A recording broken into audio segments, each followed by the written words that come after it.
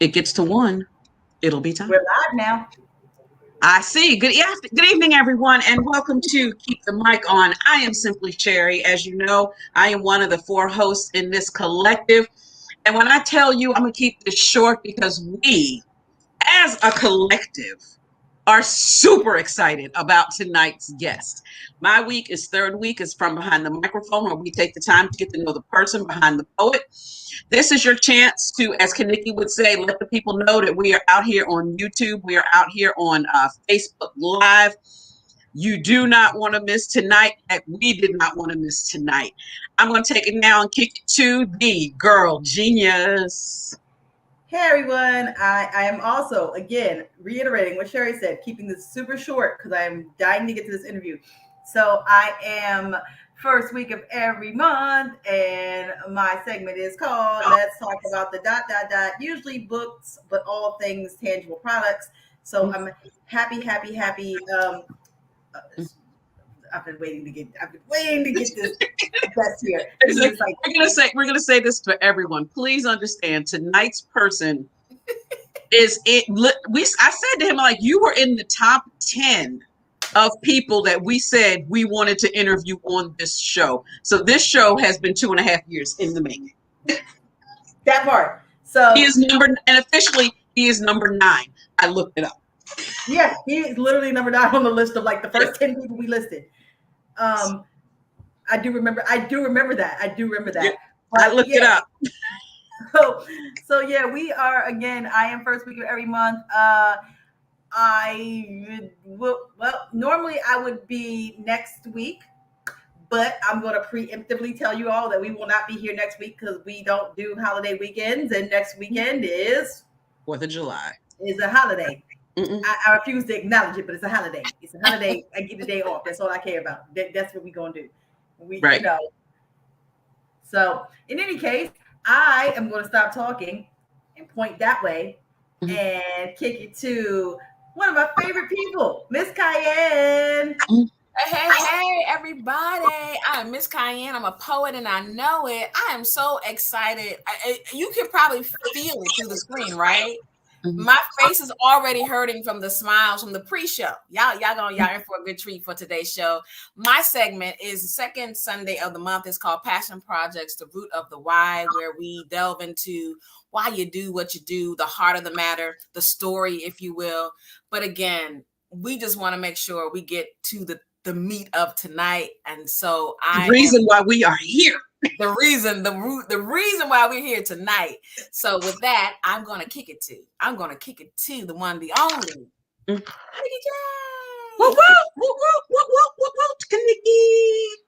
Hey everybody. Hey, so I'm gonna start off by saying what I always say. Everybody who comes on this segment, they volunteer their time, including us. But these platforms are not free. So if you would like to help us continue to keep the mic on, scrolling at the bottom of your screen, you'll see our Cash App. It is keep the mic on so that we can keep the mic on. Keep the mic on. Yes, I mean, everybody says that this is a master class. I agree. Y'all coined it that way. We continue to bring people on this segment, on these different segments.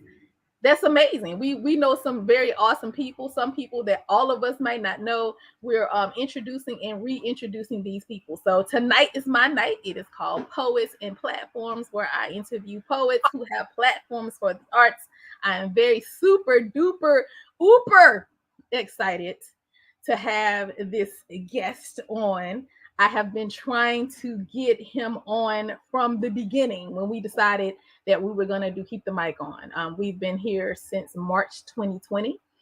This is a women-led collective artistic experience with a silent male member and a lean in. But if you've been here, you know. If you don't stick around, you'll find out.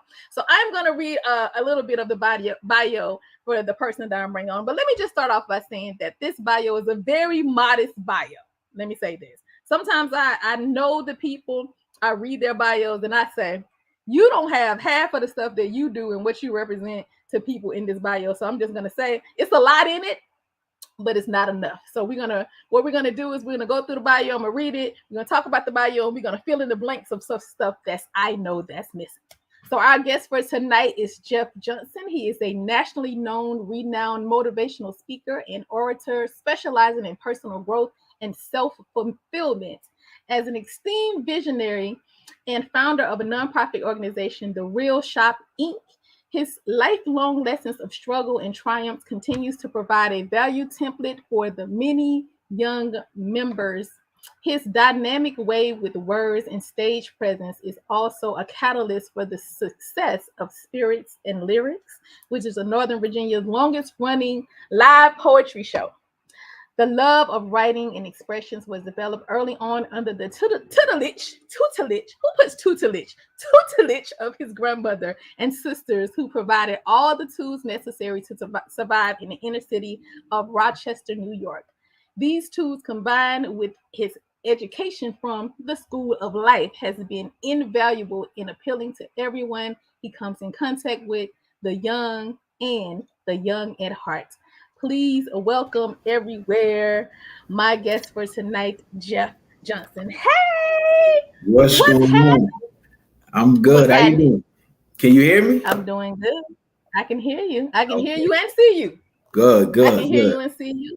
That's good. That's good. Thank you so much for deciding to join us finally. Right. Finally. Well, it's not like I was threatened. It's not like I was threatened or anything.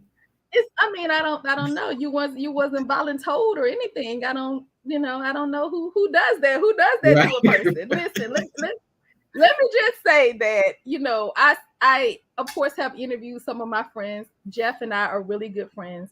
I have to interview you as if I don't know you. I don't know these things about you. So I'm going to try my best to do that, not leave out the blanks, and make sure that everybody that's listening don't feel like they are, kind of left out. What secret that we don't know? What secret? I see we already got some fam in the building.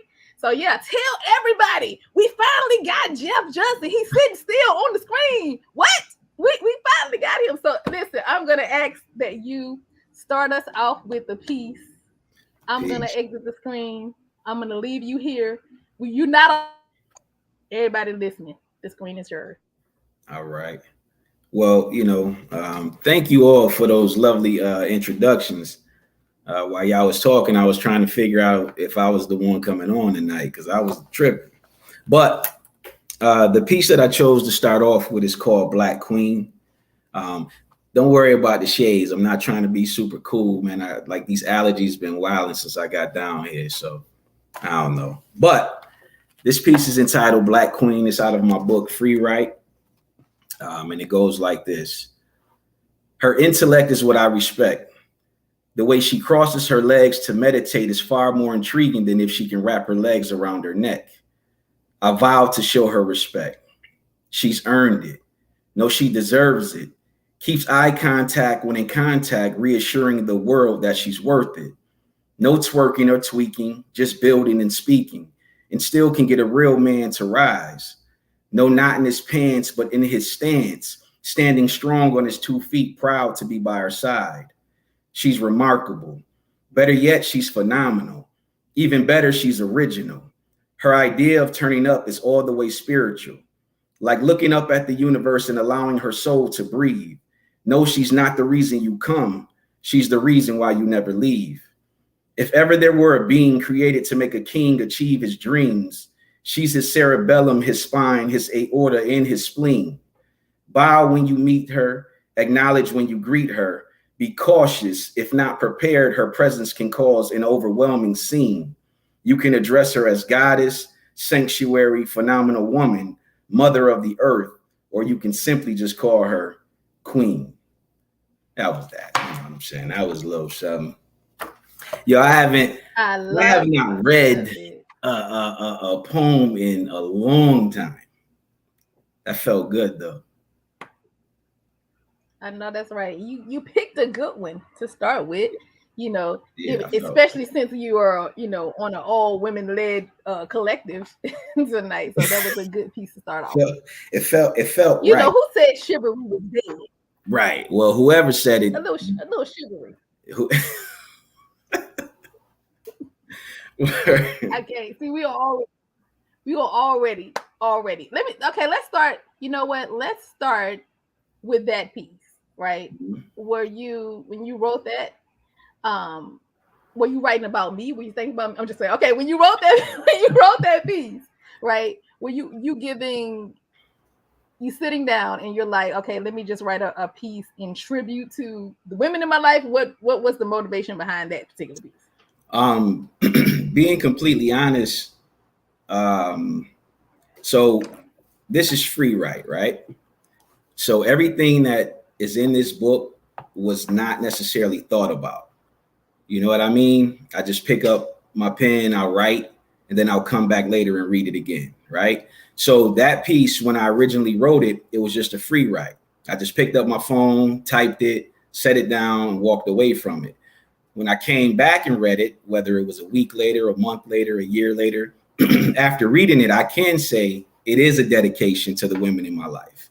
You know what I mean? It is a dedication to my sisters, my grandmother, my wife, my friends. You know, understand what I'm saying? It is a dedication to the Black queen, period. So yes, looking back at it, but at the time, you know, I just free write and let it go. It's really no thought process behind it. It's just an actual free write in the beginning. So every piece in the book was a free write. Every piece in the book was a free write. In fact, while we were going through the editing process of the book, that was my first time reading some of the pieces. You know what I mean? Because I had to go through and find them. And when I was putting them all together, like, you know, some of the pieces, I was like, wow, you know, it was pretty incredible. But that's what I encourage people to do, to just write. You know, who knows what could come out of it. I was free writing and didn't even understand I was going to create, you know, an entire book out of it. So sometimes we get caught up. Yeah, sometimes. Nah, go ahead. I'm listening to you. I was saying sometimes, you know, when you're writing these things, you look back on it and it's like, did I write that? I didn't even know. Sometimes you didn't write it. Sometimes it was the spirit that was writing, right? You're like, I wrote this came out of me. Sometimes you don't even know. I mean, this happens to more than one writer. Right. So sometimes the pieces are not for you. Sometimes, you know, you write from the spirit, and then when you read it, you be like, oh, like after you wrote it, you was like, oh, this piece is giving homage to these people, even though when I was writing it, I wasn't thinking about that. Right? That's a fact. Because, you know, when I heard it, I was like, oh, that's about me. That's what I had heard. Well, it is. When I heard it is. At the end of the day, it is. I mean, when you think about it, queens are super important. I mean, they've definitely been important in my life. You know what I mean? That's who I was raised by, a queen. You understand what I'm saying? So I learned how to build my kingdom from a queen. You understand what I'm saying? The tutelage, that word. Oh, you did great on that word, by the way. I was like, dang. The tutelage. I was like, yo, listen. I was like, yo, look, it's tutelage. You understand what I'm saying? You know, that's like tutor, but in the future, past, present tense. You dig? Tutelage. It's all grouped together. Don't worry about it. You know what I'm saying? I was reading. I was like, wait a minute. Let me see. This is why when you interview, you're supposed to read the bio before. You're not supposed to just go on and read like the bio from the free write. You're supposed to read so you know that tutelage right. is part of the bio. That's why you're supposed to read that beforehand. Tutelage. Yes, definitely. So listen, I said we were going to break down the bio, right? Okay. This is what I said. That's what you said. Nationally known, renowned motivation speaker, specializing in personal growth and self-fulfillment. You have a nonprofit called, so we're going to start, let me see. We're going to do a little backwards. We're going to start with the platform, go back to the poet. We're going to do it like that, right? Okay. So let's talk about the Real Shop Talk Eat, and like, what is that? And what's the purpose of it? What's the mission? Oh, man. So the Real Shop Talk Incorporated, the mission behind it is to lead young men into adulthood, right? The way we do that is by listening, right? A lot of people think you lead people places by talking, but I don't believe that. I believe you lead people by listening. You understand what I'm saying? If you just walk in a room and start running your mouth, you have no idea what somebody's credentials are. You have no idea what they can do or what they can't do. You have to take the opportunity to listen first, right? And then that's how you lead. At least that's how I think you should lead, right? So the Real Shop Talk Incorporated was something that God placed in my spirit when I was like 15 years old, right? It was a thought process of how to get young men together so we could just have a conversation. Because when I was growing up, I really just kind of wanted somebody to talk to who would listen. You know, the men in my life, they never listened. They used to just talk. Yo, this is what you need to do. This is how you need to do it. And they wasn't really telling me anything positive at the time. You know what I'm saying? So what I wanted to do was create a platform where I would feel safe as a young man. But in all reality, I got kind of caught up in what everybody else was doing and what they were saying. So I wasn't ready to start anything at that point in my life. So when I was able to sit still and start the Real Shop Talk Incorporated, I was thinking about what will we stand on? And God put in my spirit 3 C's: Christ, confidence, and character, right? And so at the time I was writing it down and I was like, Christ, confidence, and character. You know, I was thinking like, okay, Lord, well, you know, what are we talking about? But Christ is our foundation in our program. Christ is the foundation. So we don't just utilize Christ as Christianity. We use it as faith-based, right? So no matter what, at any point in your life, you're going to need that foundation to stand on. I don't care who you are, man, woman, whatever religion. At some point, there's going to have to be some foundation that you can stand on, whether it's the way you were raised, whether it's your grandmother's words, your father's words, whoever. At some point, you got to have a foundation. So Christ is our foundation. Confidence is believing in yourself, right? So once you establish your foundation, now you got to develop the belief in yourself. And once you start developing the belief in yourself, you can develop your character, and that's guarding your reputation. So what we teach the young men is your character can beat you to any room, right? So before you even make it to a job interview, before you make it to a college, before you make it across the seas, wherever, your character can travel the way before you, right? And it can travel by way of word of mouth. It can travel by black and white. It can travel by the spirit. It can travel by your energy that you're putting out there. So we try to teach the young men to guard their reputation by believing in themselves and having the best level of character. Now, here's the truth. When God gave me those 3 C's, I didn't feel like I could own up to that. You understand what I'm saying? Because I wasn't walking in a life to teach somebody how to have confidence and have an outstanding character when I wasn't living that lifestyle, if that makes sense.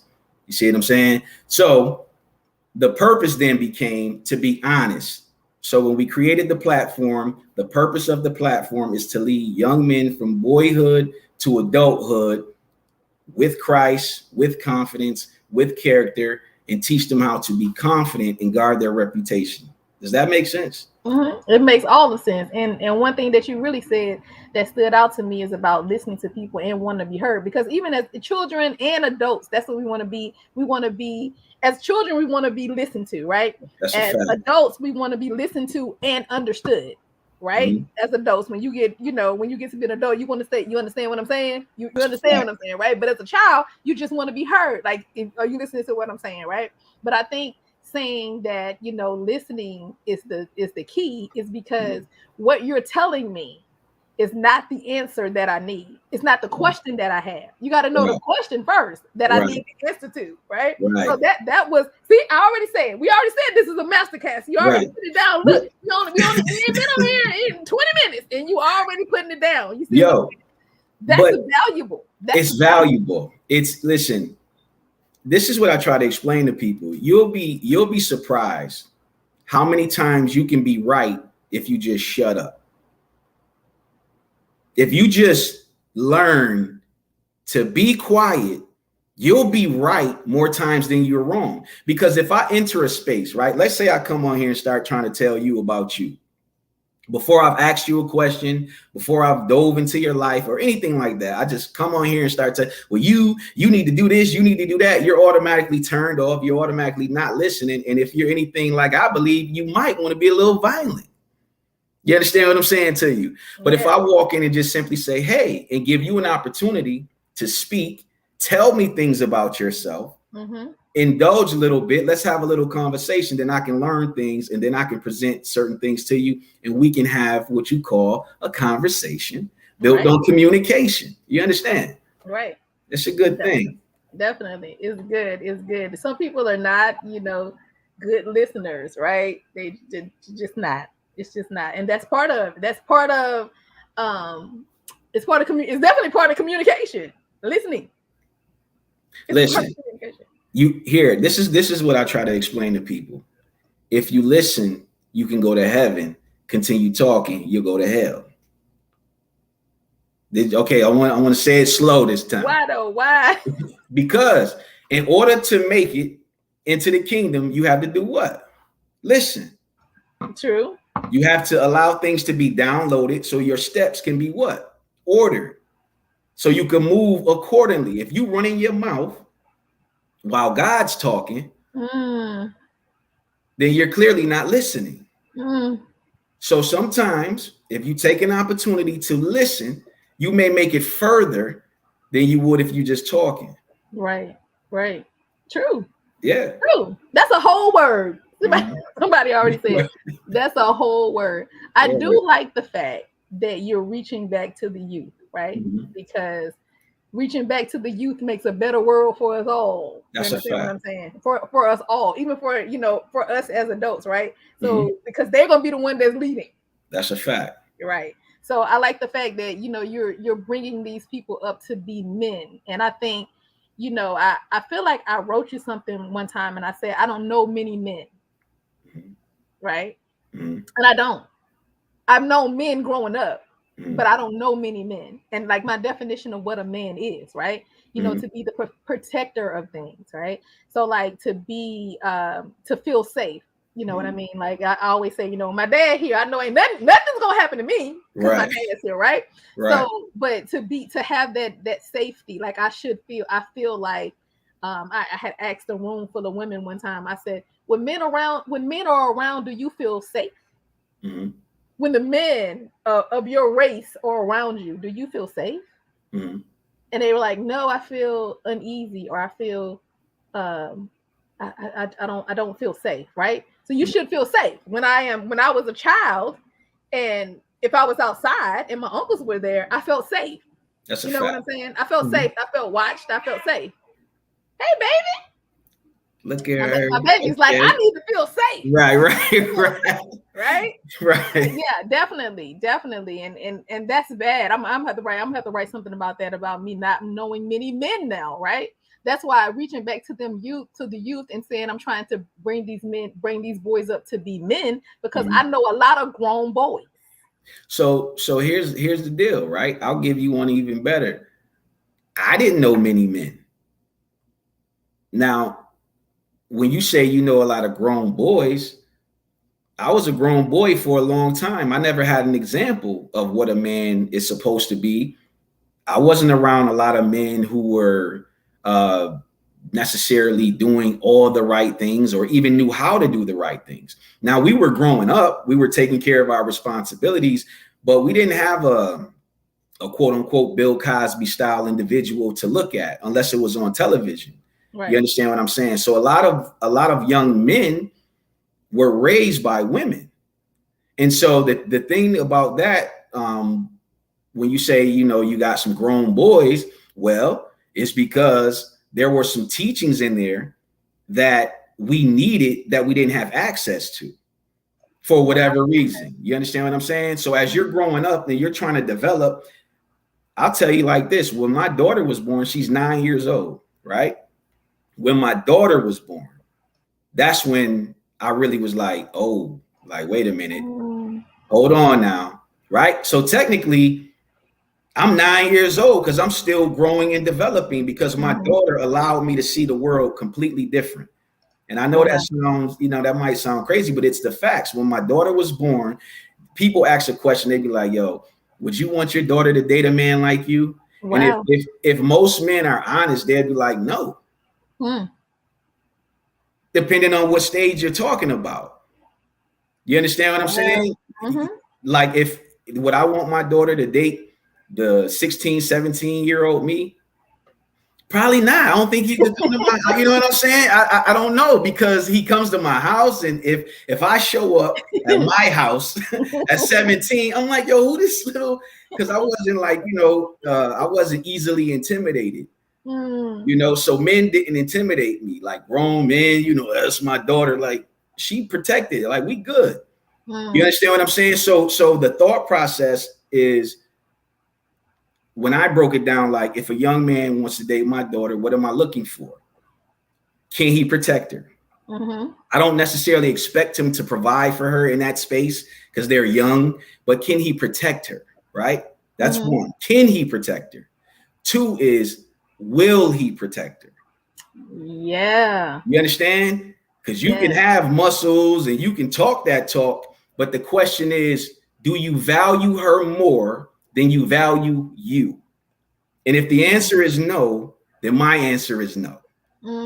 You understand? So so the thing about it is, a lot of us, we teach ourselves how to be men. And I talk about this with the young men. Even while I'm talking to them, I'm telling them, you guys are teaching me things, because I asked the question, what do you want to learn? What do you think manhood is? This is a great question.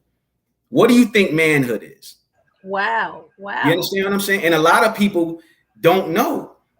Some people were raised on the Bible, so they believe certain texts in the Bible create certain men. Certain people were raised in Islam, so they believe the Quran teaches men a certain way. Certain people were raised by single mothers who may have spit a lot of venom, so they were raised a certain way. Certain people were raised by their grandmothers. You never know what a man even thinks another man is. If you were raised by women, your perception of a man came from a woman. Wow. You understand what I'm saying to you? So, yes, it is a lot, because you don't understand men.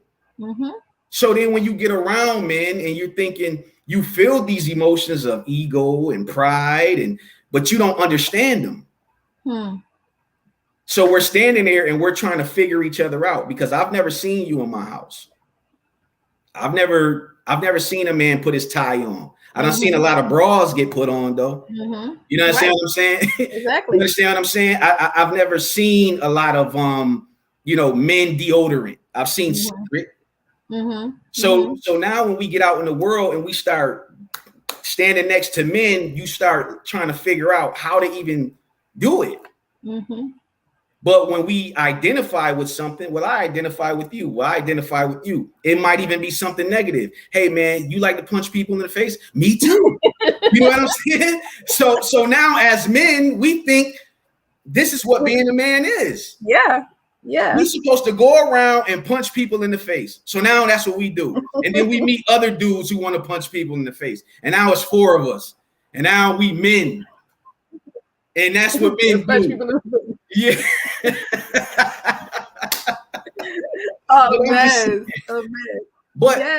But that's a small window. But think about this. The analogy of learning how to be a man and the idea of we're going to punch people in the face.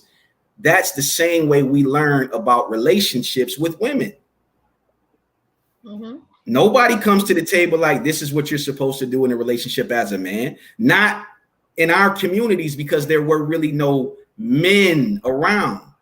And at that time, if they were, they were street guys or pimps or drug addicts and different things like that. So that's the communication we got. And I don't want to go off on a tangent, but I've been thinking about that a lot lately. Like, as a 42-year-old man, I'm sitting thinking, I've never really had a mentor, right? I've never really had a father figure. The closest thing to a father figure for me was my wife's father. And we were only around each other for 5 years before he passed away. But he set such a high example. I learned a lot from him in those 5 years. You see what I'm saying? So that's true for a lot of men. But, anyway. That says a lot. And having that conversation says a lot. Not to give a pass to, but in understanding, listening to that from a man's perspective, listening to that as a Black woman gives a lot of perspective on why some of those things men don't know, right? Because I do know a lot of men who were raised by women. However, I grew up around my grandmother had 10 kids. I had 6 uncles, and you know what I'm saying. So I had a lot of men around me. So my upbringing was a little bit different because I saw men, right, and I saw women, And I saw how men, like all of my uncles, they took care of their women, right? Whether wife, woman, whatever. They took care of their women and they took care of their kids, right? So I saw that growing up. But then like when you are a woman who gets with a man who was raised by a woman, right? Because my mom and dad were not together. They got divorced when I was young, but both my mom and dad raised us, right? My mom was not a single mother, right? My dad was still there. So to get with a man who was raised by a woman, things are a little bit different on how the men think, right? You know what I'm saying? So like it had to be some communication to happen between my husband and I about why I never take out the trash, for example, right? So that's a good example about why I keep leaving, going to work every day. I'm walking right by the trash. This is early on in our relationship. And I was talking to, I have a best friend who's a male, Brian. I was saying, I'm not taking out no trash. If a man is here, I'm not taking out the trash. And then so 13 comes in and he's like, oh, that's why you never take out the trash? Because I'm wondering, don't you see the trash? Which you see what I'm saying? But because there are women, there are no other men to take out the trash. So the women and his wife took out the trash because they're the adult women, right? So it's a lot that says a lot. I'm seeing. I feel like we're doing something is happening right now in this whole conversation. Women are having a aha moment on like some of those things have to be taught, right? So, and not just taught, but says what is expected, right? Like as a woman, sometimes we expect men to know. Men don't know, so we have to tell men what we expect. So, I expect the man to take out the trash, right? No. Right. So you have to wait. So there's a difference between expectations and communication, right? If you're telling somebody what you expect, that you run the risk of turning somebody off. Not in the idea thought process, but in a relationship, you have expectations, right? Yeah, but hold on. In a relationship, we all have expectations. First of all, when you wake up in the morning, you got expectations from life in general.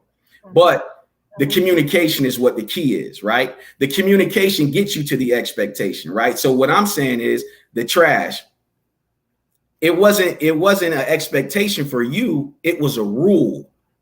See, there's a difference. So some things are expectations. Some things just are what they are. You understand what I'm saying? In my household, the women in my household didn't touch the trash either. That was my job. Get me up, make me. So what I was trying to say was, okay. And I got in a lot of trouble for this one day, right? Because they was ganging up on me. And it's like, you supposed to take out the trash. We don't take out the trash. Medea said, you supposed to take out the trash. I said, well, I don't think I need to wash dishes.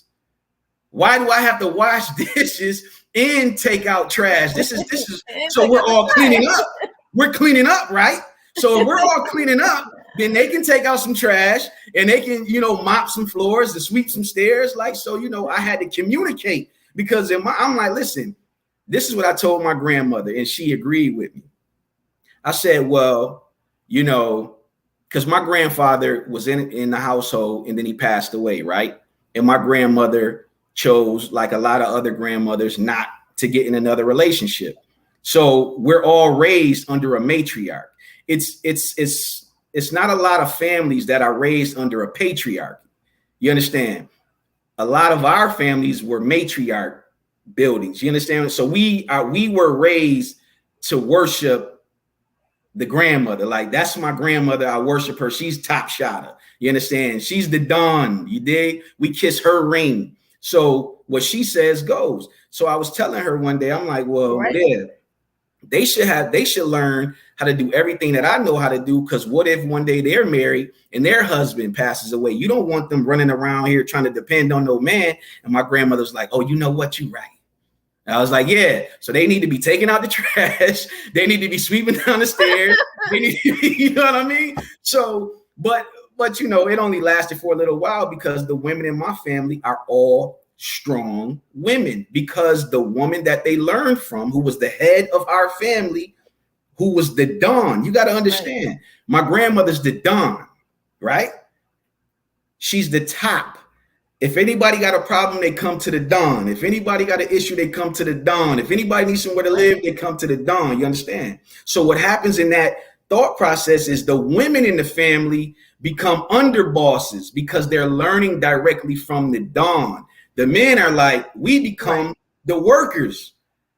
We just trying to figure it out because, hey, listen, what grandma say, do we do? But grandma is sitting the women down going, baby, A, B, C, D, E, and the women are soaking it up. The women in my family are strong. They're strong mentally, they're strong spiritually, and they're strong physically. Like they know how to fight men. Right. So the thing I'm saying, right. So the thing about it is when I sat down with my grandmother, I used to ask her questions about manhood, and she would refer to the Bible, right? She would allow me to talk to the pastor at church. She would let me talk to one of the deacons or one of the elders. But there's something to be said about the person that you're talking to, because just because you're a man doesn't mean you're going to give me the proper information. You could have had your heart broken. You could have been through some things in life that you didn't like, and now you're giving me information that doesn't serve me. So that's why I say the expectations are great, but the communication is key, because it allows me to go, okay, you didn't know that. You didn't even know I had that expectation. So now through this communication, let me let you know what my expectations are. You let me know what your expectations are. And now we won't disappoint each other ever again. You dig? So that's just the thought process behind that's fantastic. And I'm gonna make a whole, when I have my workshop, I hope nobody watch this. That's gonna be in my Write Like a Woman workshop, because I'm gonna do a whole workshop based on communication, expectation. That's what we go. I'm telling you. And when I get the poems, I'm gonna let you read them. That's what right. I appreciate it. I hope nobody see this before July 16th. that's gonna be part of it. See, I told you. You done put a whole word in the beginning of this segment. Okay, so let's talk. We have to talk about, if it's one thing that I respect most about you, not most, but for artistically most, right? Artistically most is the grind. You know what I'm saying? You on your grind. You're making sure. You literally manifested what you said you wanted with Spirits and Lyrics. Of course, I met you, at the beginning stages when you started Spirits and Lyrics. I think when you were in this bigger venue. I forgot the name of that. And then we moved to a smaller venue. Right. And then we were moved to the place that the whole coffee shop. Right. You actually said, this is what I want. And then the place was just like there. Like you manifested this place, right? Yeah. So I feel like it was a point where you have to make a decision on whether or not you're going to put your thoughts on what you had with this, or you're going to build from something that someone else had and bring your ideas in here. So let's talk about that, because we have people, I'm sure, that's listening who are artists who want to. People are always asking me about how to do shows and how to do poetry, and so let's definitely talk about Spirits and Lyrics. Let's start with the name. Let's talk about what the click means. Let's talk about the comfort zone. Let's tell people, because you have the longest running Northern Virginia venue. Right. And let's say what longest running is. Let's talk about it, because some people, everybody don't know. Right. So let's talk about the Spirits and Lyrics and how it came to be. So Spirits and Lyrics. So let's take us back to the beginning. Back to the beginning. So Spirits and Lyrics in the beginning was called Poetry Night, right? And Israelite Love, rest in peace, my sister. I love her, I miss her. But she was one of ours. I think she was maybe our third feature when we first started. And it was just called Poetry Night on Tuesdays. And she came down there and she was like, y'all cool, everything y'all do is nice, but Poetry Night, you know what I'm saying? She was like, y'all got to find a name. Y'all got to do something different. So the way Spirits and Lyrics was born is we just wanted to, I don't like to say I, first and foremost, because there's a lot of people that are involved. But if I'm speaking about the beginning, it was just me. So at the time, I wanted to create a space where artists could just breathe, right? Because I used to go down to Busboys and Poets, and, I don't have anything against Busboys and Poets, but I'm just, I'm telling you how Spirits and Lyrics came about. We were at Busboys and Poets, me and my brother Pierre, who works with me in the Spirits and Lyrics and the Silent Treatment Organization. We were at Bus Boys and Poets. We just wanted to do some poetry. He had just started writing. He had read me his poem. I thought it was dope. I think anything an artist sits down, and let me be clear, I don't judge artists. I'm not a judge. I'm not here to critique your writing. I don't get paid for that. You understand what I'm saying? So when we went to Bus Boys and Poets, it was his first time. I thought it was a safe space. So I'm just taking him down here, to go and do his piece. And when we got on stage, he did his poem. And I never forget, man, the host was like very rude, man. The exchange of energy between her and the artist, it was just rude, right? He did his piece. It was his first time. Now, Bus Boys and Poets can be intimidating for a first time artist. It's always a big crowd. It's people on stage, on the floor, down in the lobby. It's always a big deal. So for him to get up there for his first time, I just felt like the host didn't do her due diligence to make the artist feel comfortable or make him feel like his piece was even worth it. Because when he got done, she was like, I don't know what that was, but whatever. You know what I mean? And then just kind of like went down the list. So then, of course, I was next on the list. And, I was like a little annoyed. So I got up there and I did a poem. And in the poem, I was like, bonging bong. You know what I mean? I'm wilding out. So when I got done, the host was like, she was like, well, y'all give it up for DMX. Like, yo. And that was rude.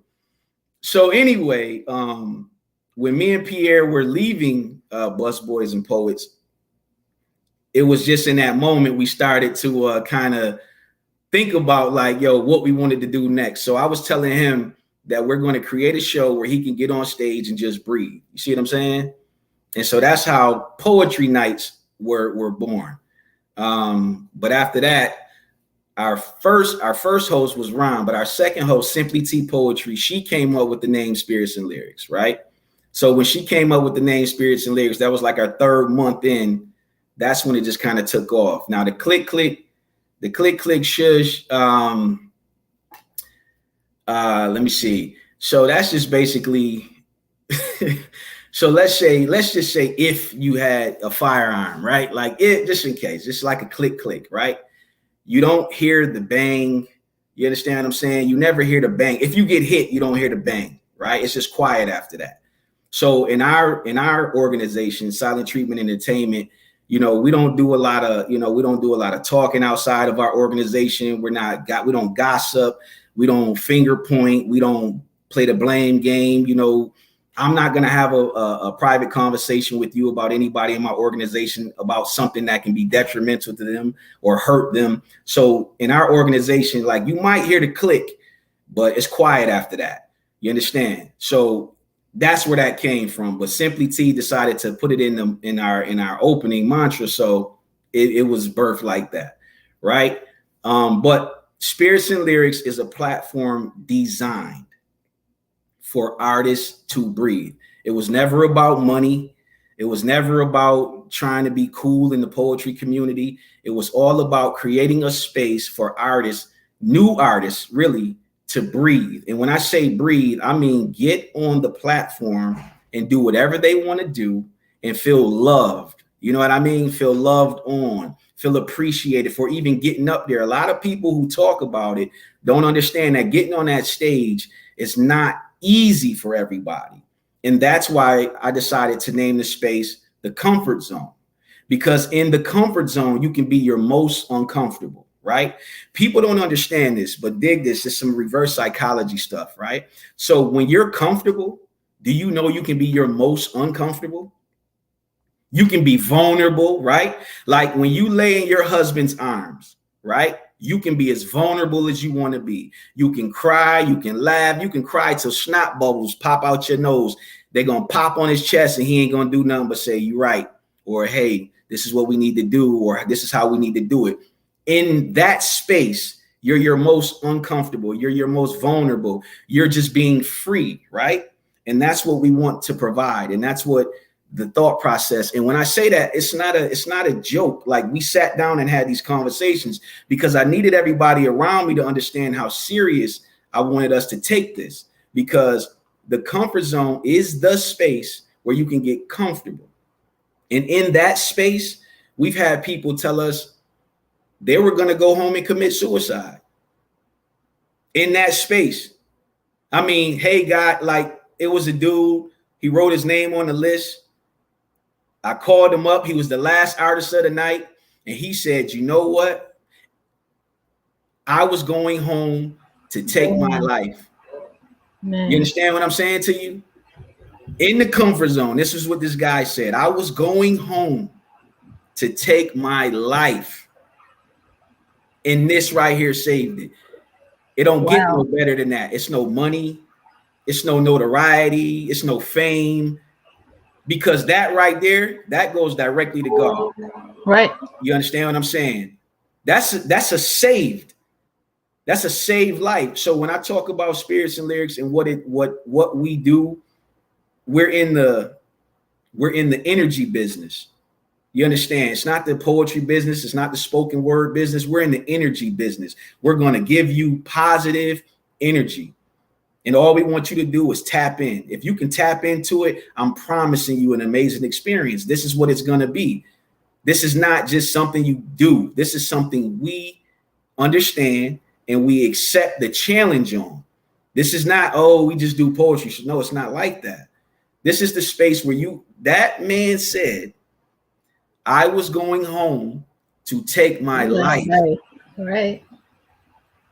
But this, in the back of a little room at the City Tavern Grill in Manassas, Virginia, this right here saved my life. So that's what it's about. Now, outside of the comfort zone, when we talk about the brand, that's when we were like, look, we got to take this around the world. And let me tell you about the power of manifesting. I used to say that all the time. Your spirits and lyrics will be around the world. And I don't know if people really understand, but Spirits and Lyrics had 10 locations going. We were doing poetry all over. We were on the West Coast, the East Coast, down south, them little small. Just a Vessel took the Spirits and Lyrics brand around the globe. Do you understand me? When I say around the globe, they were doing the call and response in Russia. They were doing it in China, in Thailand, places in Europe. She took the Spirits and Lyrics brand around the world. I'm forever grateful to her for that. Because she took, before I even had a passport, listen to what I'm telling you. I'm saying I want my brand to go around the world, but I don't even have a passport. Wow. This young lady enters into the brand and takes it around the globe. And I'm not talking about to the Dominican Republic. I'm talking about little places around the world that you would never even know. You would never even know that they exist. And she took poetry for one, but she established and took the Spirits and Lyrics brand. So I get excited. Yeah, shout out to her. She's done amazing things, and seeing her, she was one of our guests here as well. She was, and she was just as amazing on the screen as she was in person. She is light. I remember when she called me and was like, I think I'm just gonna travel the world. Like, I got friends, but I've never had a friend say that. You know what I mean? Right. My friends be like, yo, I'm about to go to the store. You want something? You know what I mean? She was like, yo, I'm about to travel the world. I was like, so when you say you about to travel the world, like, what do you mean? She was like, yeah, I'm just gonna go. She said, I'm just gonna get my backpack and roll. That's exactly what she said. Yeah, and that's exactly what she did. And you know what I told her? Do it. Because it sounded so freeing. Listen, I've been a parent for a long time. I was a young parent, me and my wife, right? When we had our first child. So when that happens, there are a lot of things that you no longer are able to do. What's young? I was 19, she was 18. I was 20 when my son was born. She was 18 when my son was born. So we were children, and we were living in a whole nother state. We had never even left New York, and we were now in Georgia. My very first night in Georgia, my son was born. Wow. I got off of, listen, I'm 20 years old. I'll tell you a quick story. I'm 20 years old. I'm standing on the corner, because that's what I was doing at 19 and 20. I'm standing on the corner. I'm getting some money. And I'm talking to my guy. And I had some work being drugs. It is what it is, right? And so I knew I had to get on the plane in the morning to fly down to Georgia because my wife was going to college in Georgia at the time. She was pregnant in college. You understand what I'm saying? And so I was going down there to be all I could be, I guess. You know, I had no clue what I was doing. Now that I look back on it, I didn't understand any of this. All I knew was my grandmother raised me to raise my children. That's what I heard my whole life. You raise your children. You know what I mean? So that was embedded in me. So, okay, she's in Georgia. I'm going to Georgia. So I give my man the rest of my work. I take the money that's in my pocket. I go pack a bag. I get on the plane. I fly to Georgia. When I get off the plane, now, mind you, I haven't seen my wife in like 3 to 4 months. And this is before FaceTime and Facebook. Right. So he's developing a full baby and I haven't seen her face in months, right? So I get off the plane, I land, I go to the apartment where she's at, I walk in, she's 9 months and she looks like a completely different person. I've never seen this woman, like her face is swole, her hands are swole, her feet are swole, she's got a belly out here, and I'm like, oh, hey, you know what I mean? How are you? And then that night, my son was born. You understand? That's so crazy. So my parenting journey started the same time my traveling journey started.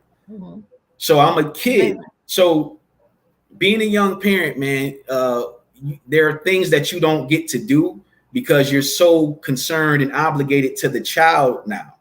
So when she called me and said that, it just sounded like a level of freedom that you just don't see people having every day.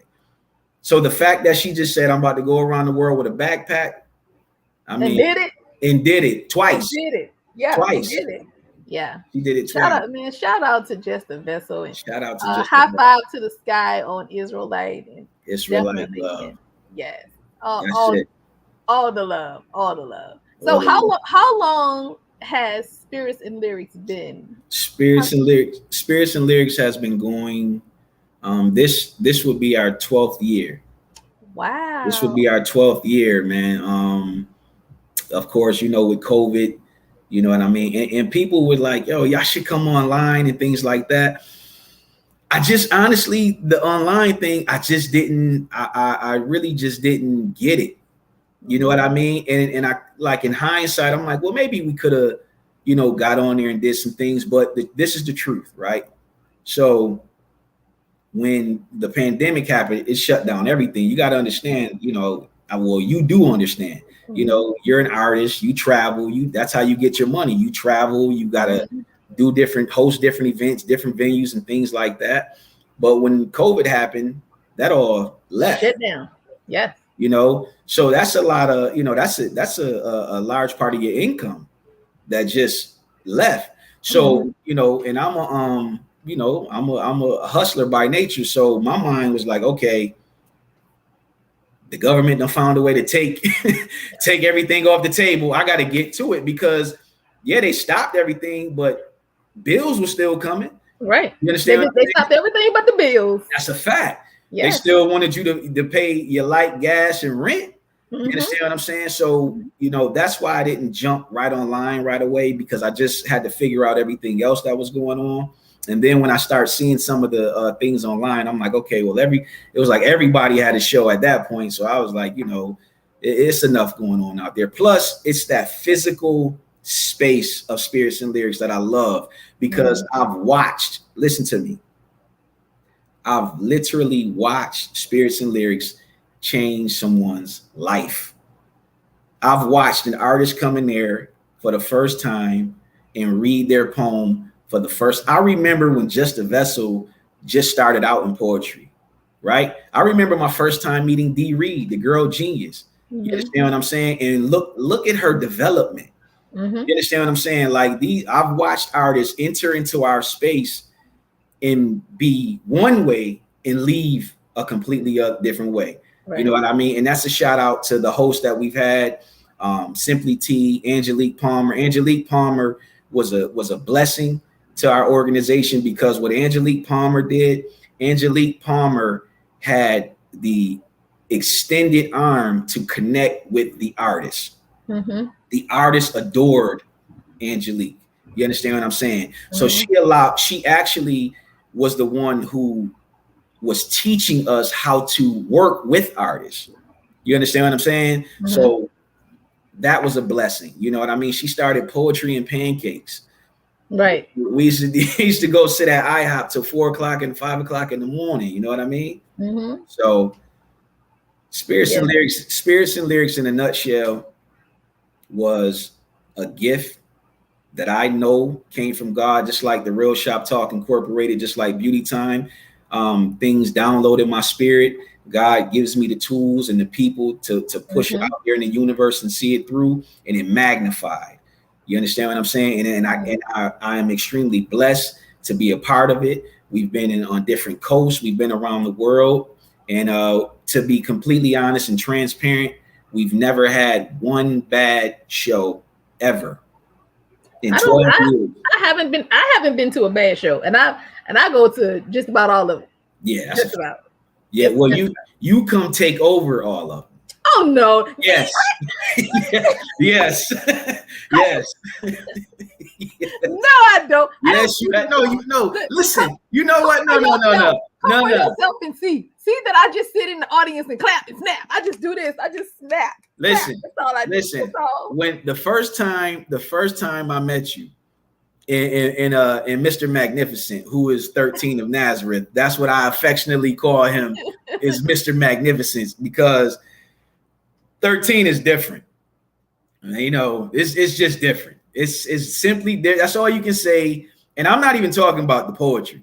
I'm talking about just him. He's just different. You understand what I'm saying? So I remember the first time you walked in, you walked up on me. No, you walked up on Pierre, and I'm across the room. I peep everything. So I'm across the room and I'm looking, and I see while you talking, I see Pierre doing like this. You know, then John will walk up and John will starts doing, and I just see you moving 100 miles an hour. And I'm like, so then John walks up. He like, hey man,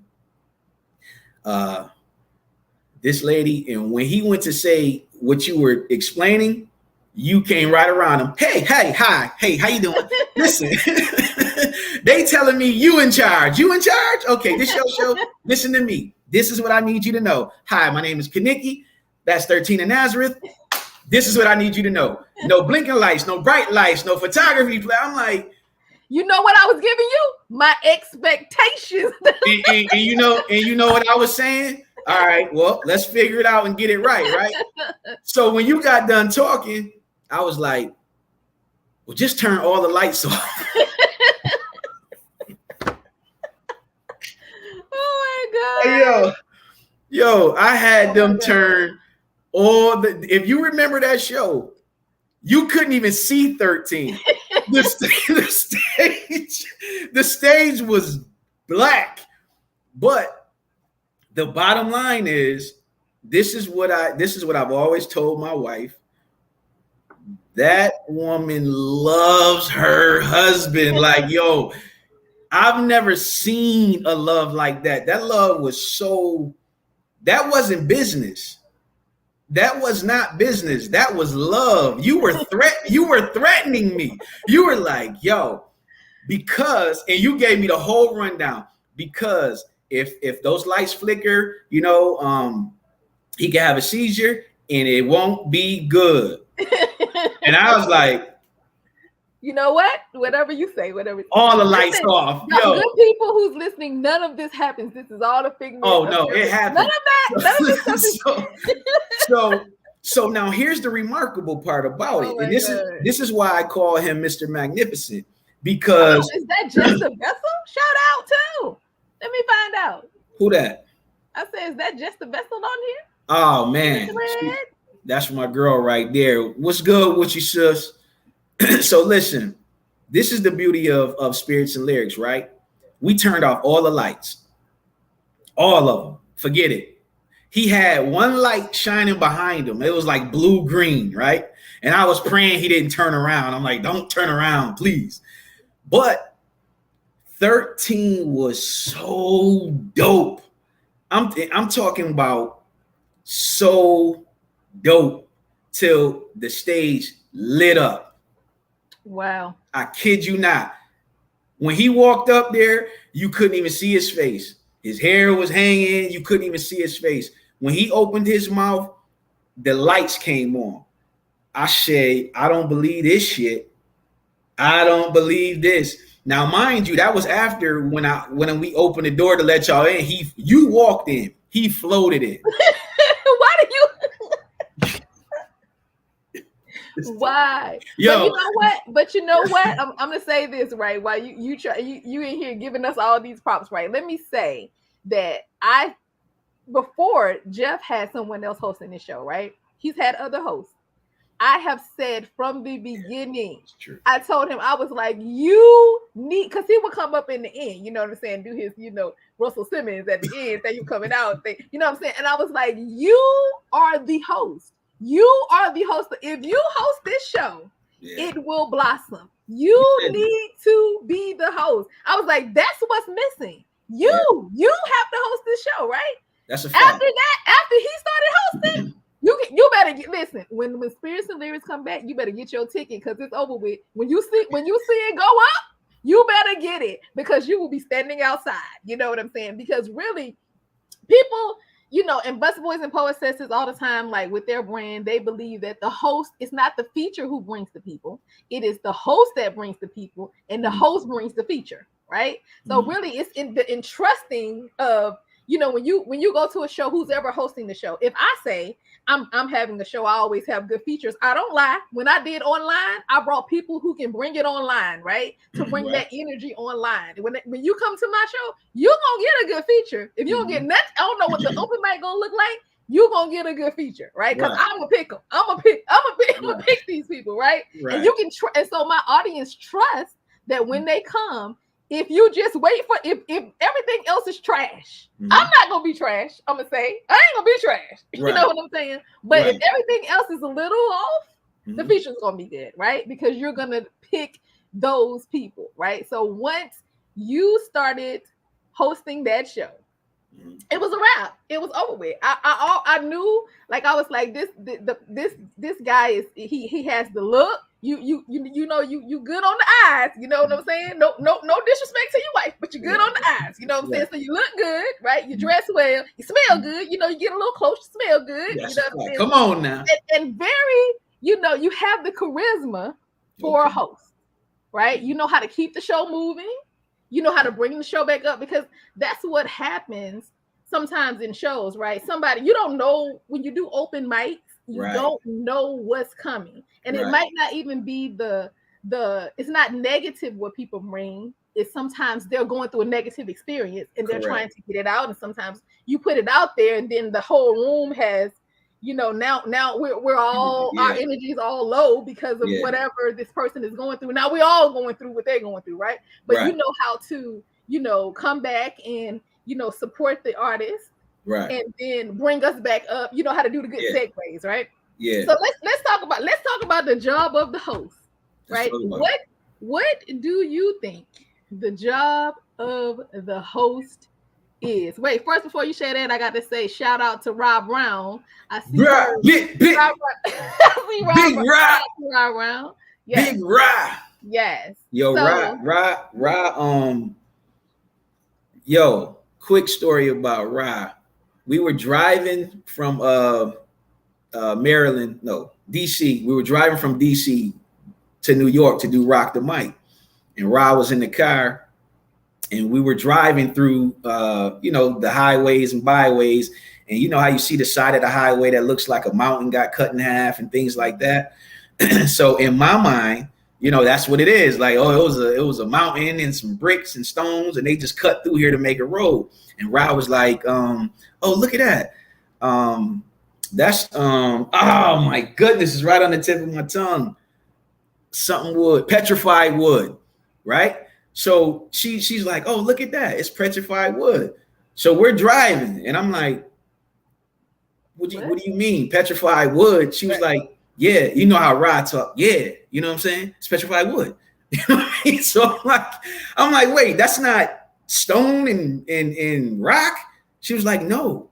She was like, what happened? You know, Rod get the teaching. What happens is when they come through with the machines to put the rolls in, those are the trees and things that they cut through, and the wood petrifies. No way. I pulled over. No way. Pull right over. We get out the car, me, her, and Pierre. We get out the car. We're over here pulling petrified wood off the side of the thing that I always thought was just stone and different things like that. I'm holding it in my hand and I'm breaking it. And I'm like, yo, this is wood. Wow. So like, yeah, man, I kept a couple pieces. I still have those pieces. But then we turned it into a clothing line and all kind of stuff. We was going to have a petrified wood clothing, you know what I mean? Because you put 3 entrepreneurs in the car driving to New York, man, we had a clothing line and everything after that. So salute Ra. She's been very instrumental in my world because she's a dynamite individual, but she's full of so much knowledge. You know what I'm saying? Mm-hmm. So definitely salute to her. But the job of the host, in my humble opinion, is to control the energy, right? It's for me, I don't necessarily get into I don't keep it on a physical level, right? My goal as a host is to turn the aura of the room one color. Like that's my job. And I can see it when it starts to happen. I can see when I can see who's not in sync. I can see who's all coming in. I can see who's going to take a little more convincing. I can see who didn't want to be there. I can see who was forced to be there. I can see the dude who woman was like, you need to come to poetry. And he in there like, man. So what I'm saying is the job of the host is to control the energy, whatever you call that, whether it's the flow, whether it's the vibe, whether it's the audience, whatever you want to call it. But I encompass all those things together and just say control the energy, right? I love controlling the energy of the room because what that then does is it makes the space a safe space, right? And then the comfort zone becomes infectious. So the comfort zone starts bleeding off of the stage onto the floors because while I'm up there, I'm pushing the comfort zone on you. Now, that's what I'm doing because I know that that's what I'm doing because I want the energy of the room for us all to be on one accord. I don't care how big. I don't care if we're at a stadium. We're all going to be purple or we're all going to be blue or we're all going to be orange, but it's going to happen. And the way that happens is by controlling the energy of it. You understand what I'm saying? So as a host, that's my number one thing. Control the energy. Now, your job as a host is to be respectful. Let me say that again. Okay. Your job as a host is to be respectful. You are not a judge. You are not the Sandman. This is not Showtime at the Apollo. This is not Def Comedy Jam. This person could have sat in their room for 10 hours and wrote that 2-minute poem. Mm-hmm. You don't know what their writing process is. It's not up to you to pick it apart, degrade it, beat them down, try to make light of it, make a joke out of it. If it's not a joking matter, you have to learn to be respectful. And the way you do that is listen. Back to the listen, full circle. Listen, if you want to lead the audience to the energy, listen. When you're just walking around the room, the audience will tell you what they're looking for before the show even starts. If you just walk in when you hugging and high-fiving, if you're listening, because I'm always listening, and I can hear very well. Mm-hmm. You understand what I'm saying? Because where I'm from, you had to listen if you wanted to make it. Mm-hmm. So when I'm in there, I'm understanding, okay, this table of 6 is happy. They're excited. She got a promotion. It's her birthday. This guy over here, him and his lady, they grumbling. What you want to drink? Oh, they don't got liquor. All they got is wine. I don't drink wine. He's aggravated. I got him though. You understand what I'm saying? Then you got the guy who just showed up because he wanted to. His woman been going to Spirits and Lyrics 3 months in a row, and now he want to find out why she going. Why she keep coming? Yeah. And then she like, hey, Lucha, he like this. Oh, okay.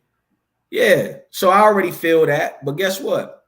You're going to be my brother by the end of this. That's your wife. Mm-hmm. You understand? Right. And you should feel I that think way. this is the most the whole turning the audience the same, the aura. This is the like I've asked this question before. This is the most profound I've got of answers on what the job of the host is. Yeah. And I always be like, it is not your show. It is not your show. Please, God, listen. Some people want to host because they want it to be their show. I don't and a lot of people host for their own personal notoriety. You understand? So this is why, but that's what I'm saying about spirits and lyrics. So even when you said you get a dynamite artist because you're going to have a dynamite feature, we didn't even do that in the beginning. The way I used to do it is like this, because let's use Danielle Reed, right? The girl genius. When she first started coming to spirits and lyrics, yeah, she's been doing poetry, right? But every week, she's sharpening her sword, right? I'm just sitting back watching, and she's sharpening and sharpening, but she's listening. So if I be like, I like that piece. What if you did this? She wouldn't go, she'll go, I'll try it, because we're doing it every week. So when she gets in there, and different people are coming. So then it started to get to the point where the audience is going, well, where's girl genius? And then while we're setting up, they're going, there's a poet. Her name is Girl Genius. She does this poem. She does it backwards. She goes really fast. You're going to love her. So I'm hearing that, and I'm like, well, Girl Genius is a feature, even if she doesn't know it yet. Mm-hmm. She's a feature, but she doesn't know she's a feature until somebody says, hey, you want a feature? Right. So my job as somebody who has a platform is to go, hey, you want a feature? And let her know, kill this shit. Mm-hmm. You understand? When you come up here to feature, don't come up here like you do every week. This is a feature. Mm-hmm. Kill this shit. And I want you to kill this shit. And I mean it. This is not your home. This is not spirits and lyrics. You're gonna be, because when you a feature, you're not poetry family. When she show up, she's a feature. She get paid. She get water. She get food. She get a drink. She get whatever she wants. She not Danielle Reed, the girl genius. She's tonight's feature. Right. So you sit over there in the corner. You don't say a word, and then you come up here and you kill this shit. Yeah. And that's what they so that was my thing, bringing new artists and giving them the opportunity to feature. Do you know how many top artists right now in the poetry game, Spirits and Lyrics was their first feature or spotlight? And I'm talking about when we used to call artists and be like, hey, you want to feature?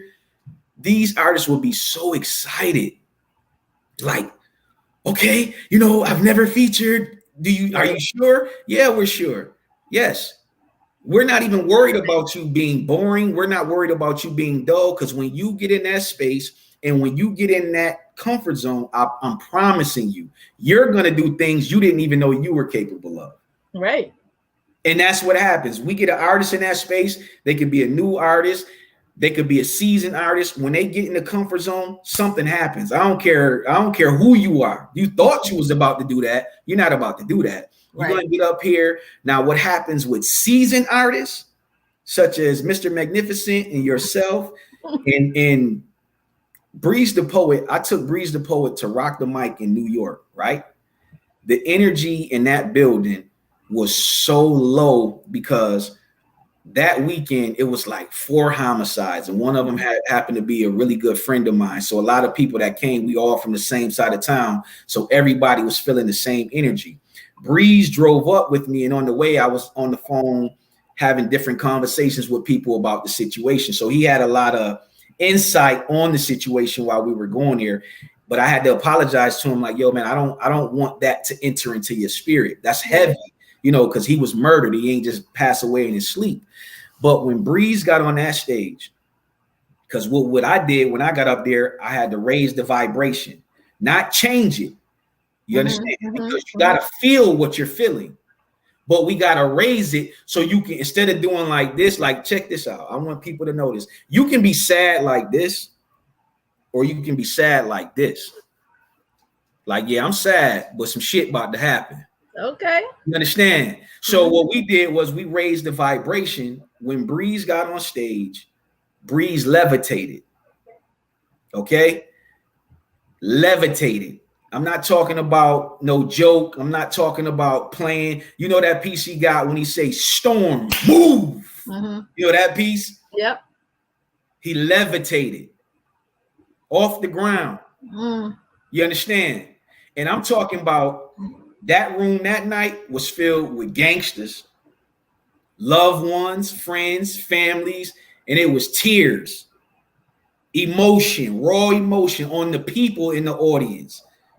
He breathed, he tapped in, and he levitated. Do you understand what I'm saying to you? So the reason I get passionate about it is because it's not no gimmick. I don't do this. We don't do this to get paid. I done spent more money on spirits and lyrics than I'll ever get back. Right. You understand what I'm saying? Right. We don't do it to get paid. We do it for artists to breathe. We do it for the audience to breathe. That's why we're doing it. I feel like I'm talking too much. I don't know. No, but you are, I'm telling you, when you go back and watch this, you're going to see how profound. You're going to be like, I said that? That's good. That was the spirit. That was the whole spirit talking. Right. That's what I'm saying. I mean, we have definitely covered before I ask you anything else about yourself. Everybody wants to know, when is Spirits and Lyrics coming back? Tell us. We want to know when can we get a ticket? When is it gonna happen? Who gonna be the feature? Come on, let us know. Everybody gonna be the feature. Everybody gonna be the feature. When can we come? Can we come? So we are in communication with the venue that we have. Okay. Because with COVID, the venue went through some changes as well. Changes in the venue, changes in staff, different things like that. So we're going to be respectful and try to rekindle that first. Okay. But if it doesn't work, where they just can't have the space or they don't have the time, whatever the case may be, then we'll have to find another venue. You see what I'm saying? But right now, to be honest with you, I'm in the process of creating Spirits and Lyrics. So Spirits and Lyrics, the ultimate goal for Spirits and Lyrics is to mirror Busboys and Poets. Spirits and Lyrics will be a full restaurant lounge. You understand what I'm saying? And it will be called Spirits and Lyrics. So the similar setup style. But now, mind you, I'm saying mirror Busboys and Poets because everybody kind of knows and is familiar with Busboys and Poets. But I was doing Spirits and Lyrics, not calling it Spirits and Lyrics, in Augusta, Georgia, the same way. It was a lounge. We did the poetry and shows in the back. You understand what I'm saying? So the setup, I hadn't even heard of Busboys and Poets while I was doing this. I'm not saying I created Busboys and Poets. I'm just saying Busboys and Poets didn't create Spirits and Lyrics. You did. So I want to be clear on that. You understand? Right. But that's the process of what we're going to, that's what we're doing. So to answer your question straight out, my hope is to at least be doing Spirits and Lyrics in July or August, and then, carrying it on through the remainder of the year. Right. That's my hope. Because to be honest with you, people, they miss it. Yeah. You know what I mean? And they tell me that, like, yo, like, like we miss it. Right. So, because the last Spirits and Lyrics was in August of last year. Right. Yeah. Well, let me say this. Shout out and high five to Will the Real One, who owned the spot, who built the spot, even built the spot with his bare hands. All right. He built the stage with his bare hands. Okay. Right. Had a spot. And it doesn't matter where it is. Mm-hmm. Saying that to say, I went to feature in Miami. Okay. Mm-hmm. And this was before social media. Okay. Mm-hmm. I got a phone call from Will the Real One that said, we won't be at this other venue where we're supposed to be. We're going to be here. Here's the address. And it was a VD clinic. Mm-hmm. I said, we in the, let me say, I don't know if we were supposed to be there because we came in like through the back door. Right. Like, I don't know if like Will worked there or he knew, but let me tell you, I sold every book at the literary cafe, at the VD clinic, right? So it does not matter, because when people don't say that they're going to the space where you have spirits and lyrics. No one ever says the name of the space. People say they're going to spirits and lyrics, right? So it really doesn't matter wherever you put it up, wherever it is, it's not going to matter. Well, you just say spirits and lyrics is here. Here's the address. That's it. So okay, now you're 1,000% correct, because that's how we started. Like spirits and lyrics used to bounce. We did spirits and lyrics outside in the rain. You understand what I'm saying? Like, so we'll do it anywhere. Now, when it comes to where I would like for it to be, that's when it starts to become the brand of what I'm seeing. You understand what I'm saying? So although I know we could do it anywhere, anytime, right? The experience, right?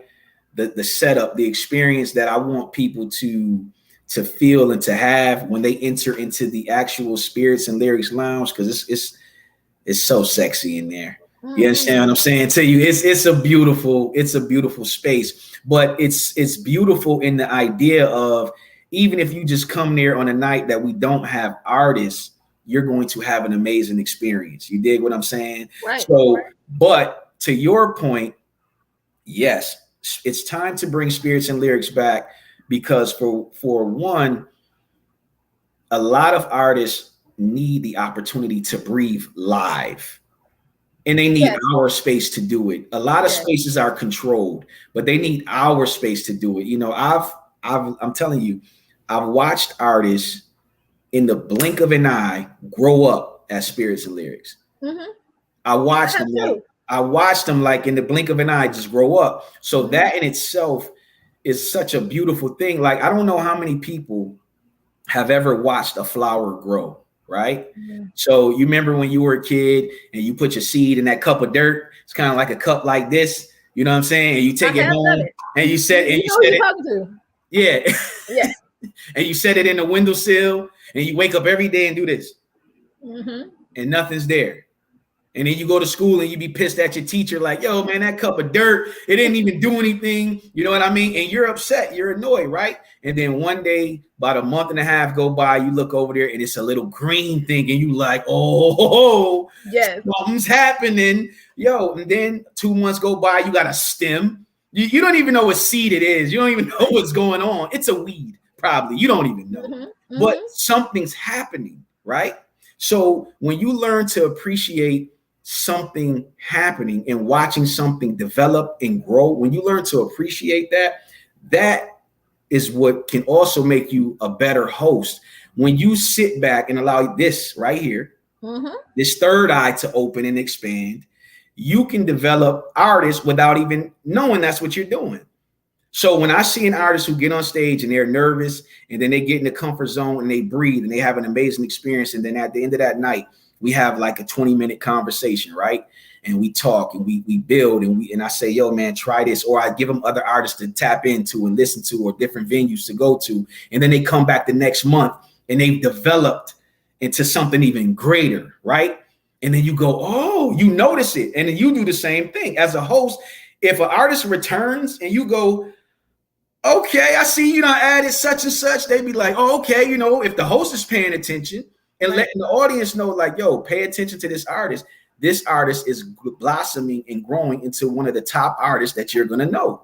You just don't know it, but I've been in this business a long time. When the artists open their mouth, I'll be like, okay, this right here about to be an experience. So yeah, you look at Girl Genius, who out here winning slams, being the haiku champion and all this, right? So I remember like seeing her at Spirits and Lyrics back in the day, and now she don't keep the mic on, so that's a whole right. You know what I'm saying? Right. But listen, we'll be talking all day. So right. I got to ask you some questions about yourself, because everybody gonna be mad if I don't ask you nothing about yourself, right? We talked about the whole platform, but because you have more than one platform, right? So I say poets and platforms, because you have more than one. Sometimes it's a little bit more extensive. So, when people ask you what you do for a living, what do you say? That's a great question. You know, my wife, because this happened to me a couple months ago. A guy was like telling me what he does for a living, and he had like, it was mad shit behind his name. I was like, damn. You know what I mean? He was like, yeah, you know, he was just throwing out all these titles. And he was like, so what do you do? And I was like, you know, I'm an entrepreneur, you know what I'm saying?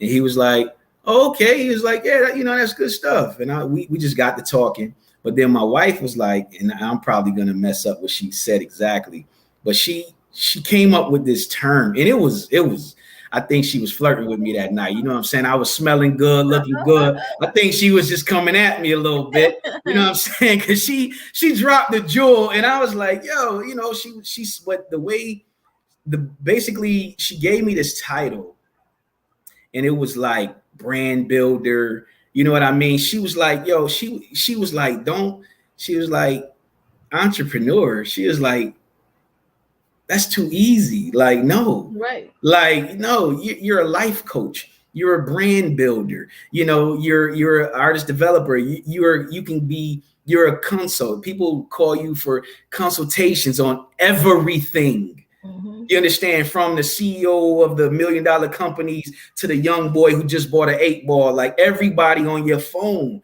Let's be clear about who you are. You dig? And she was landing on thick. I was like, yo, you know, she had me all red in the cheeks. You know what I'm saying? But when people ask me that, I'll just tell them, man, you know, I'm an entrepreneur. I'm a host. You know, I travel around the country and host different events, poetry shows, jazz, you know. I don't really go into like any other big details or anything. Mm-hmm. I talk about my health business, you know, things like that. But I've always, I wouldn't say struggled, but I've never been in a position where I could gain a career title. You know what I mean? Because I had felonies very young. So I was X'd out of all of that. Like I couldn't be a doctor because, you know, you couldn't work in the hospital with felonies. I couldn't be a lawyer because you couldn't get one of those jobs with the felonies. I couldn't be a teacher. You know what I'm saying? Because at the time, if you had a felony, you couldn't do it. You know what I mean? There were a lot of things that I couldn't even attack. I went to college and got a degree in something that I couldn't work in. Wow. Right. Wow. Yeah. So, you know, I used to sit in the interviews and the interviewer would be like this. You're hired. I don't even care. You're hired, man. You know what, Jeff, you're hired, right? And then he would be like, he typing on the computer. All we got to do is background check. Yeah. You know what I mean? And I'm sitting there like, you know, like, yeah, no doubt. But in my head, I'm like, damn, background, here we go. So I'm, you know, it used to be times I used to hope this shit would disappear. I used to be like, okay, when he look it up, it's not going to be there. And they would look it up, right? And HR would come, and then I come back to the second interview, and then the second interview, they're sitting like this, and I'd be like, oh, okay. So, and the dude would be like, let me explain to you how many times I've heard this. The word unfortunately, right? Unfortunately,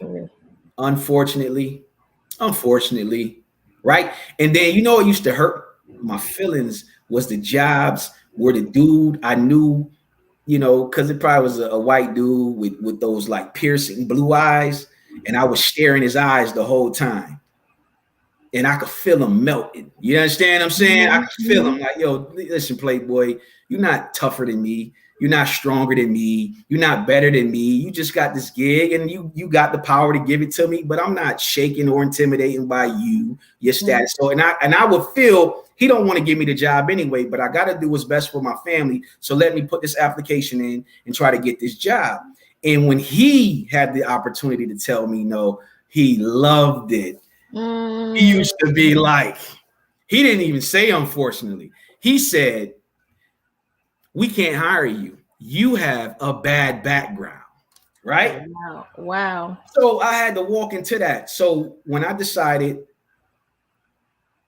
they forcing me to be an entrepreneur. You dig what I'm saying? Mm-hmm. So that's what I'm going to do. So I'm proud when somebody says, what do you do for a living? I say, I'm an entrepreneur, because it ain't easy.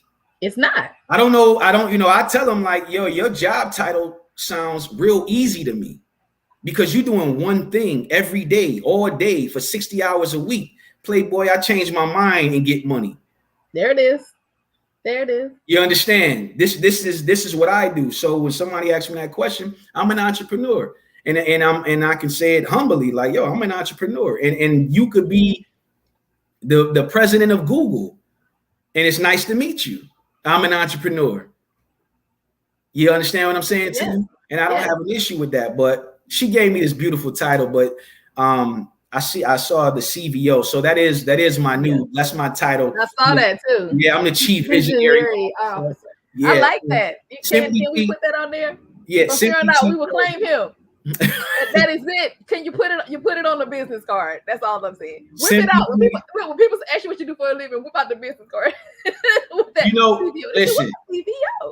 Simply T gave me that title. She was like, you know what, Luch? You're the CVO. She was like, you can build the business, run the business. She said, but your biggest gift is seeing the business, seeing the vision. She was like, yo, you can talk to somebody. Their vision can be a seed. And when they get off the phone with you, it's fully bloomed. Wow. So you're the chief visionary officer. So that's what it is. Amazing. That's amazing. I love that. I love that. And very, very profoundly explained of what it is. So that's what you tell the people. Put a seed on the business card and let them know. That's what I'm saying. I'm creating this for you. Y'all, you start here first on Keep the Mic on the Poeting platform. Listen, let me say this. My mama is the person, if anything happens, she is the first person I call. And I talk to my mama like this. I'd be like, girl, guess what? She's the person I call, right? She's first. She's my first. I have other people, but she's the first person that I call to say, this is what happened. Who are your people? Who are my people? So it would be situational. And let me tell you why. Because people, I don't like putting burdens on people. I don't like it, right? So even if I'm in a dark space, and I had to learn this, I no longer do that because it can spiral on you. Like if you're in a dark place, you need to have someone. So who are my people? Sometimes it's situational. You know what I mean? Like if it's a situation where I'm annoyed about, something, and I want to kind of like get my rocks off in a way where I don't have to be too politically correct and things like that. I'll call my brother, you know what I mean? My brother Sin, I'll call him and be like, just let it like, I could talk to him with a different vernacular. You understand what I'm saying? It'll be a whole like, yeah, I mean, you know what I'm saying? I was going to pop his chop. I'm not playing, you know what I mean? It'll be all of that. Right. You can pick up on it. I don't got to sound so polished. You know what I mean? Because sometimes you just want to vent. Like sometimes I don't want to say, it almost develop into fisticuffs. I just want to be like, yeah, I'm punching him in his mouth. That's what it is. You know what I mean? Like, so you got to have people who you can be your authentic self. So I would say, my circle, my tribe, my wife, the reason I don't just say my wife is because it's kind of conclusive at some point. She's going to get all of me. Everything. You know what I'm saying? She's going to get all of me.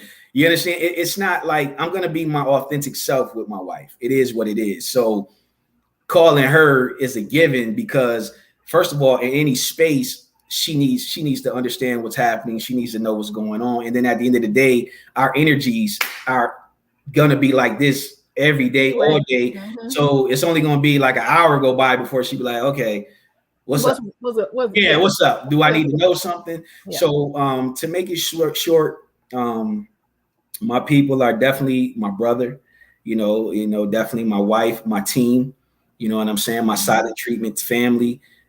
Team is a small word to who they are to me. My silent treatment family, my La Familia, my circle. You understand what I'm saying? But I don't put burdens on people because everybody can't handle your burden.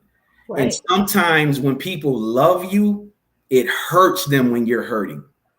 You know, you got to be strong to carry somebody else's burden. Right. And I've been blessed with that gift, right? That's a gift. It's not easy. So when I'm going through something heavy, I won't call somebody and just dump it on them. You understand what I'm saying? I'll call an individual who I know can handle what I'm about to say to them, and not only handle it, but reciprocate with information. You understand what I'm saying? And that's important. So my circle is my silent treatment family, my brother. I got a couple of solid men, you know what I'm saying, in my corner. They know who they are. They're my brothers. You understand what I'm saying? And we're solid. And they know me. I don't call them every day. I don't gotta call them every day. But if something happened, they en route. And that's just who we are. We're blood brothers, even if we're not physical blood brothers. We are locked in. We're bound by blood. You understand? So that's my circle. And then, of course, you know, you and your husband, especially when I'm in my artist mode, I definitely you. So it's just situational. I have a solid circle and network of individuals that I can call. And but the truth, if I'm being completely honest, I internalize a lot and I take it to the universe in prayer. That's good. That's good. Yeah. But you do have people. And sometimes the reason I always ask that question is sometimes your people don't know they're your people. They don't know. True. Yeah. And so it makes you think about, because everybody needs people. It makes you think about who are my people? Where are my people? You know everybody needs the right people. And this is what I'm gonna tell everybody who's paying attention or listening. Everybody in your life does not deserve access to you. Okay? They don't. So be mindful about who your people are and allow your people to show you they want to be your person. You know, some people try to force. Listen, I've had people try to make me their people. You like, I'm like, you know, I've had people. Who are you talking about? I'm saying that. How many times I have said to you, why are they calling me? Where are their people? Why are you calling me? Where are your people? I've had people try to make me their people, and I've had to tell them, listen, you sure you want to just but this is what people say to me. I feel like I have to tell you this. You know how many, listen, let me tell you something. People, I'm talking about, I could be at a function in a banquet hall. A person will walk up on me. We will start talking. They will tell me the deepest, darkest secret of their soul. And I'll be like, okay, well, let's figure it out. Now, this is what we need to do. This is the direction I think you should go in, right? But you know what people tell me is, I know my information is safe with you, because the truth is it is. And it's not a burden. Like, you could tell me something deep and dark. I'm not going to go home and have a nightmare. Nah, I'm gonna internalize. I'm going to listen. And the whole time I'm listening, I'm praying. See, that's the thing. Like, people don't know that. But the whole time I'm listening to understand. And I'm listening and praying. And what I'm saying is, all right, Lord, this is heavy. You know, before I open my mouth, Lord, give me the words and the wisdom to speak. Give me the words and the wisdom to say. Give me the words and the confidence to say them. Give me the right dialogue to reach this person, whether it's street, whether it's, you know, corporate, whether it's religious, whatever we got, whatever level we need to connect on, Lord, allow me to be able to connect. I pray that every day. Lord, allow me to be able to connect, because if I can't connect, then I can't help you. Right. You understand? That's amazing. Yeah. So that's how it goes. So I tell everybody, you know who your people are, and your people should have the same morals as you. Because even if, you know, people bump heads, people clash, and even if y'all go your separate ways, you want to know that the information that you share with that person is safe. You know, and in order to understand, and that's why a lot of people don't express themselves, because they don't feel like the information is safe. So I love my circle. I love my team. I love the people that are in my circle, that are around me.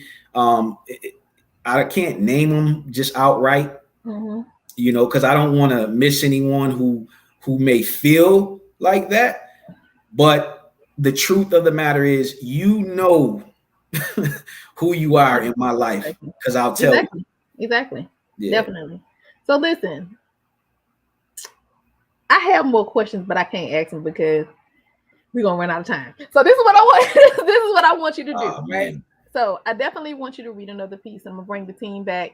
And anybody who has any questions, I'm gonna say go ahead and type those questions in the comments right now, right? So that we don't run out of time. You have something that you want to ask Jeff, type it in the comments right now. Me and the team will look through and we'll find those questions and we'll ask them. We'll try to get to them all. Okay. Yeah, and I apologize. I was running off on tangents. I was talking too much. No, you weren't. It's just that it's your platforms, because we haven't covered them all. That's why I said I don't want to ask any more questions, because I definitely want to get into. We want to talk about, because we when you go to Spirits and Lyrics, you get this whole vibe, right? And there are definitely people who want to feed the spirit as well, right? And Jeff is a person who is about health. And I definitely want to, we can talk about his book, but I don't want to talk about that. We can just go there and talk about the book. We talked about that in the beginning. It's a free write, just buy the book. But I want to definitely talk about, you know, how you're healing people, you know, what that product is and how to get it. So I'm gonna ask you to talk about that a little bit, give us a piece, and then I'm gonna bring the team back. Okay. So wait, what am I doing first? We're gonna talk about how you're healing people. What is that product? How do we get it? And then we're gonna do a piece, and then I'll bring the team back. Okay, I'll make it short and sweet. So, Healthy Hustler, right? Our main product is sea moss, right? If you don't know what sea moss is, of course, do your research. But what sea moss is, it's a sea plant, and it provides 92 of the 102 minerals that the body needs on a daily and consistent basis. The way I got into sea moss is I had surgery. I was sitting down and I wanted to heal faster. So I was looking up natural remedies to heal faster. And I came across sea moss. I was always familiar with Dr. Sebi, but more for what he did at healing people versus what he used to do it. So when I dove into what he used to do it, then I started saying, okay, well, you know, I'm juicing and things like that. Let me get some sea moss. I got the sea moss, start taking it myself, start giving it to my immediate family, my wife and children, and my father at the time who was taking it. And when I went back for my x-rays, my doctor, doctors don't just accept anything. And my doctor was like, he was like, what are you, like Wolverine or something? And I was like, why? I'm joking. I'm like, yeah, you know it, baby, you know, good blood in here. You know what I mean? He's like, no, seriously, like you are healing at a very fast pace. He was like, you know, what are you doing? I was like, well, I'm taking sea moss. And he was like, what is that? What is sea moss? I was like, well, it's a natural remedy. I said, that's the only thing outside of anything else that I'm doing. And he was like, okay. So he researched it. I continued taking it. Ended up healing very quickly. I mean, when the doctor goes, I don't know, but I'm impressed. You got to kind of like tap in. You know what I'm saying? So when that happened, I started focusing on the all around benefits of sea moss, right? And once I did that and start realizing the sea moss was not just healing my bones and things like that, but it was providing clarity. It was building my immune system. And when I say clarity, I'm not talking about like, I'm talking about, I knew my mind was firing sharper. Like, thoughts were just entering sharper. You know, it helps with hair, skin, and nails. You know, you get a nice glow to your skin. I like to think, you know what I mean? It helped with my skin. You understand what I'm saying? It helps with the immune system. You know what I'm saying? Especially when COVID first hit, it was like, look, I'm not saying it's a cure, but it is a barrier. You understand what I'm saying? So Healthy Hustler is my business. You can find it on, I saw it just pop up. You can find it on IG under Healthy Hustler 1. We have sea moss products. We have the sea moss bladderwrack capsules, so you could take it in capsule form. We have the elderberry capsules. We have a 3-day juice detox fast. We have the sea moss lemonade. So when you get into the thought process of healing people, I remember the first time somebody called me a healer, it made me like nervous. You know what I mean? It made, because that's a responsibility. And I didn't get into CMOS for a responsibility. I got into it because I just wanted it to help me. But once I found out it could help other people, so I just started giving it away. And then one of my good friends was like, okay, Jeff, you're not going to give that away. You're going to find a way to make some, because you give everything away. Stop giving everything away. I remember I was, giving copies of my book away at a book signing, and the people was like, yo, why are you doing that? So anyway, that's how I got into CMOS. So I recommend everyone out there at least research CMOS. And even if you don't get it from us, get it from somewhere else. But, check your source, because, there's a lot of fake CMOS out there. There are a lot of people making CMOS in swimming pools, and you just want to make sure what you're getting is healthy CMOS. So, I get a pretty high quality CMOS, so it costs me more. So, if it might cost the consumer a couple more dollars than it would cost you. Somebody else might charge you $8. Mine's are $20 for 8 ounces. But the reason they're charging you $8 is because the pound of their CMOS probably only costs $10, and it probably is manufactured or it's fake. So it might not do what the CMOS is designed to do. Right. So that's pretty much what it is on the health side of it. I'm not good, because I could keep going on that, but I'll sum that up right there. All right. Well, let's get that piece, and then I'm gonna bring the team back. All right. Well, you always leave the screen and make it all intense. So this piece is called Grandma's House. And I'm gonna read it in a dedication to my grandmother, because my grandmother passed away on Father's Day in 2017. So Father's Day has now become this day where I'm focusing on life, because as a father, you're celebrated for creating life, right? So I'm focusing on life, but then there's this thought process of death, right? So I'm learning how to deal with that, because I know my grandmother is still with me, but there's times where I just want her there, in the physical. I know she's here, but I just want to touch her hand. She had road maps in her hands. You know what I mean? If you rubbed her hand, you could feel years of life. You know what I mean? Just in I don't call them wrinkles. They were like road maps. I used to rub her arm, and you could feel the GPS to life, in her skin, and her skin was always so soft and warm. And so with Father's Day just passing, she's been on my mind and my heart a lot. So I'm gonna read this piece, and hopefully, we don't have a situation where I get all misty eyed on here, but y'all just allow me to just breathe, dig? So I can remember Grandma's house, not because of all the smells from cooking and how my hands hurt from cleaning up stains, but I remember my grandmother's house for all the love and pain. My grandmother's house is a shelter, an abuse haven, and rehab. It's for kids who were abandoned by their mothers and denied by their dads. At times, it is a place of sorrow and a place of turmoil and grief. Like when Christmas came and the only thing left under the tree was the wreath. No, not because grandma didn't work hard and struggle all day doing things to make ends meet, but because one of the rehab tenants relapsed and on Christmas became a thief. I can remember crying so hard I thought I would never again be able to speak, but grandma's house remained strong and never got weak. She made material things what they were, just material, and taught me to put my faith in something more spiritual.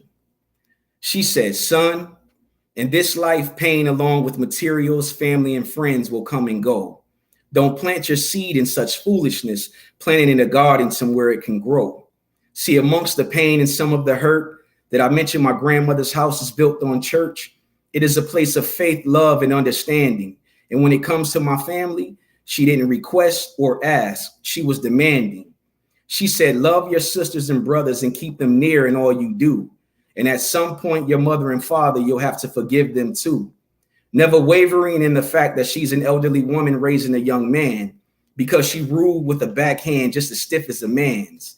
And every time I tripped and got on the wrong side of the fence, I would hear those 4 words echo through the house: Lord, give me strength. And he would always give it. So you know how that went.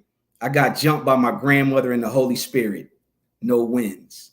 I can remember the late night phone calls and family member brawls, me getting suspended for confusing art with writing on walls.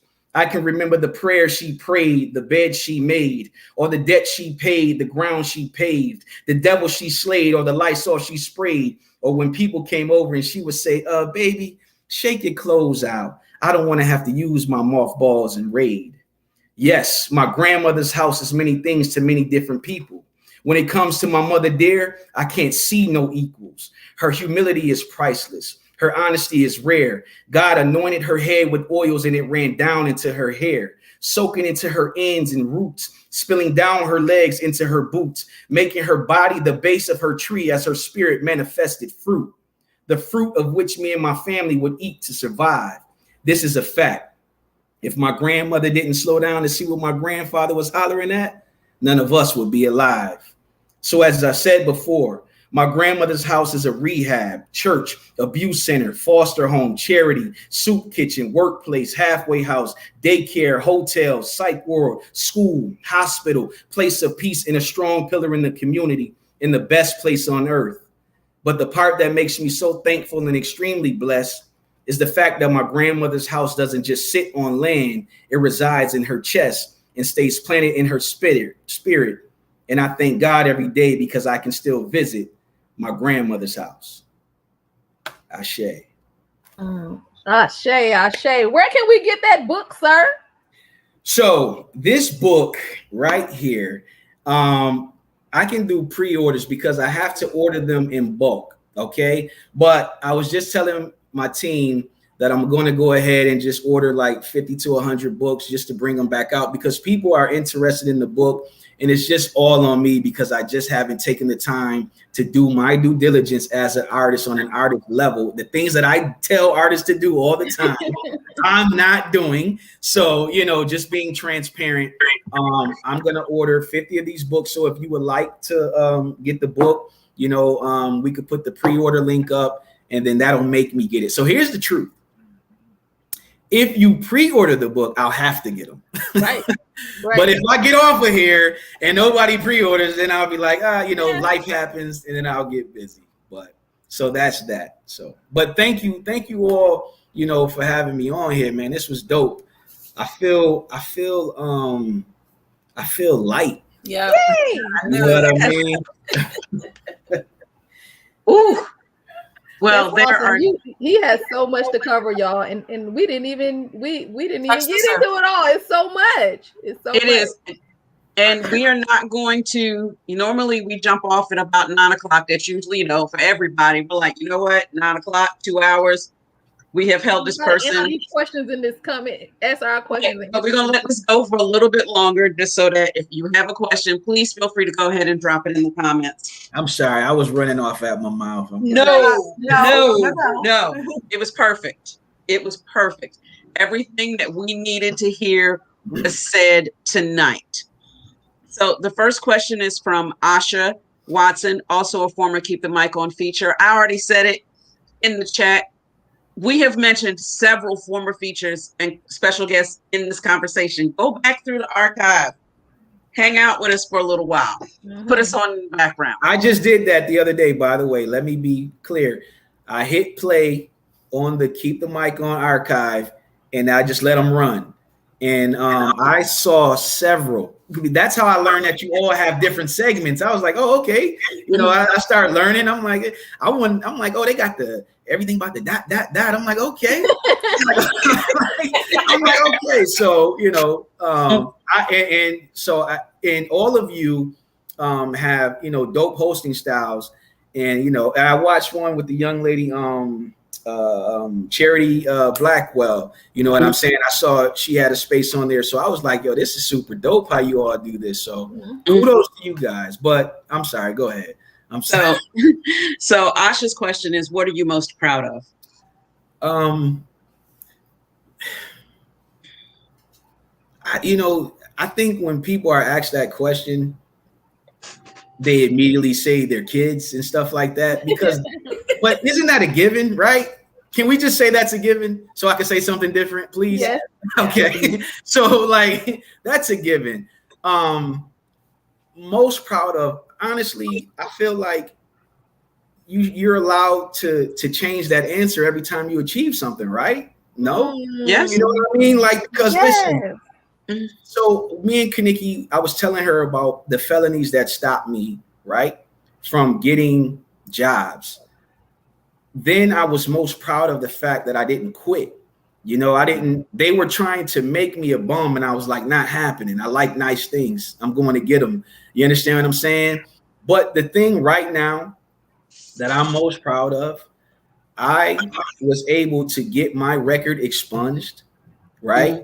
So I have a clean record. So now I'm out here, bougie. I'm real bougie now. You know what I'm saying? I'm bougie. So the thing right now that I'm most proud of is getting my record expunged. And now I have my realtor's license. So I'm excited about that. So that's what I'm proud of right now in my life. But of course, kids, family, businesses, all those great things. Yeah. All right. I have a question from Alicia earlier when we were talking about men and your take on men and not growing up in the house with a man during that part of the conversation. Mm-hmm. And she asked, as a child, I've never seen a man love a woman or a woman love a man. It's true for us too. What do I do with this person I've been taught to desire but don't know how to interact with? Or expecting a man to be something based on a figment of my imagination? That is the question. So in anything, what I like to tell people, before you expect or desire for someone else to show you love, you have to first love you. Yeah. Right. Mm-hmm. So if you show yourself the example of love that you're looking for, you'll see it in the individual you choose. Now, do people come equipped with love and bullshit? Absolutely. You understand what I'm saying? You need fertilizer to make these beautiful flowers out here. Anything beautiful gonna have some shit attached to it. You got to respect that. You understand what I'm saying? So what I would say is, like me and KaNikki discussed earlier, in any situation, communication is key. Mm-hmm. So in the beginning stages of the relationship, before we start throwing the word love around, let's have some communication. Let's talk. Let's have some conversations. So then I can find out what your thought process on being a man even is. Because here's the thing. When we say love wasn't being shown, I'm not speaking directly to her. I'm speaking about my life and others that I know. The people in those scenarios thought they were loving each other. The guy who was abusive to his woman and his woman never stayed, they were in love. That's what they told us, right? The guy who, felt like he just wanted to lay on the couch, the woman who felt like she wanted to chase her man down the street, they both come together and be sitting in your face talking about how much they love each other. So the idea of love has been devalued, right? And the way you find value in love is by showing yourself a specific kind of love. What do you eat? What are you listening to? Who's in your circle? What do you love about you? What are you developing about you that can show yourself more love? And if I continue to show myself self-love, then I'll start to recognize if somebody else loves themselves first, because that's what you want to know. Your first question you should ask somebody is, do you love you? If the building was on fire, would you choose you? Because the way you find out if somebody loves you, when you first meet me and you say, if the building was on fire, who would you choose? And I'd be like, well, I'm going to jump out the window. What you going to do? That's honesty. But right. 10 years go by. If you say, if the building's on fire, what you going to do? I'm going to pick you up and jump out the window because I love us.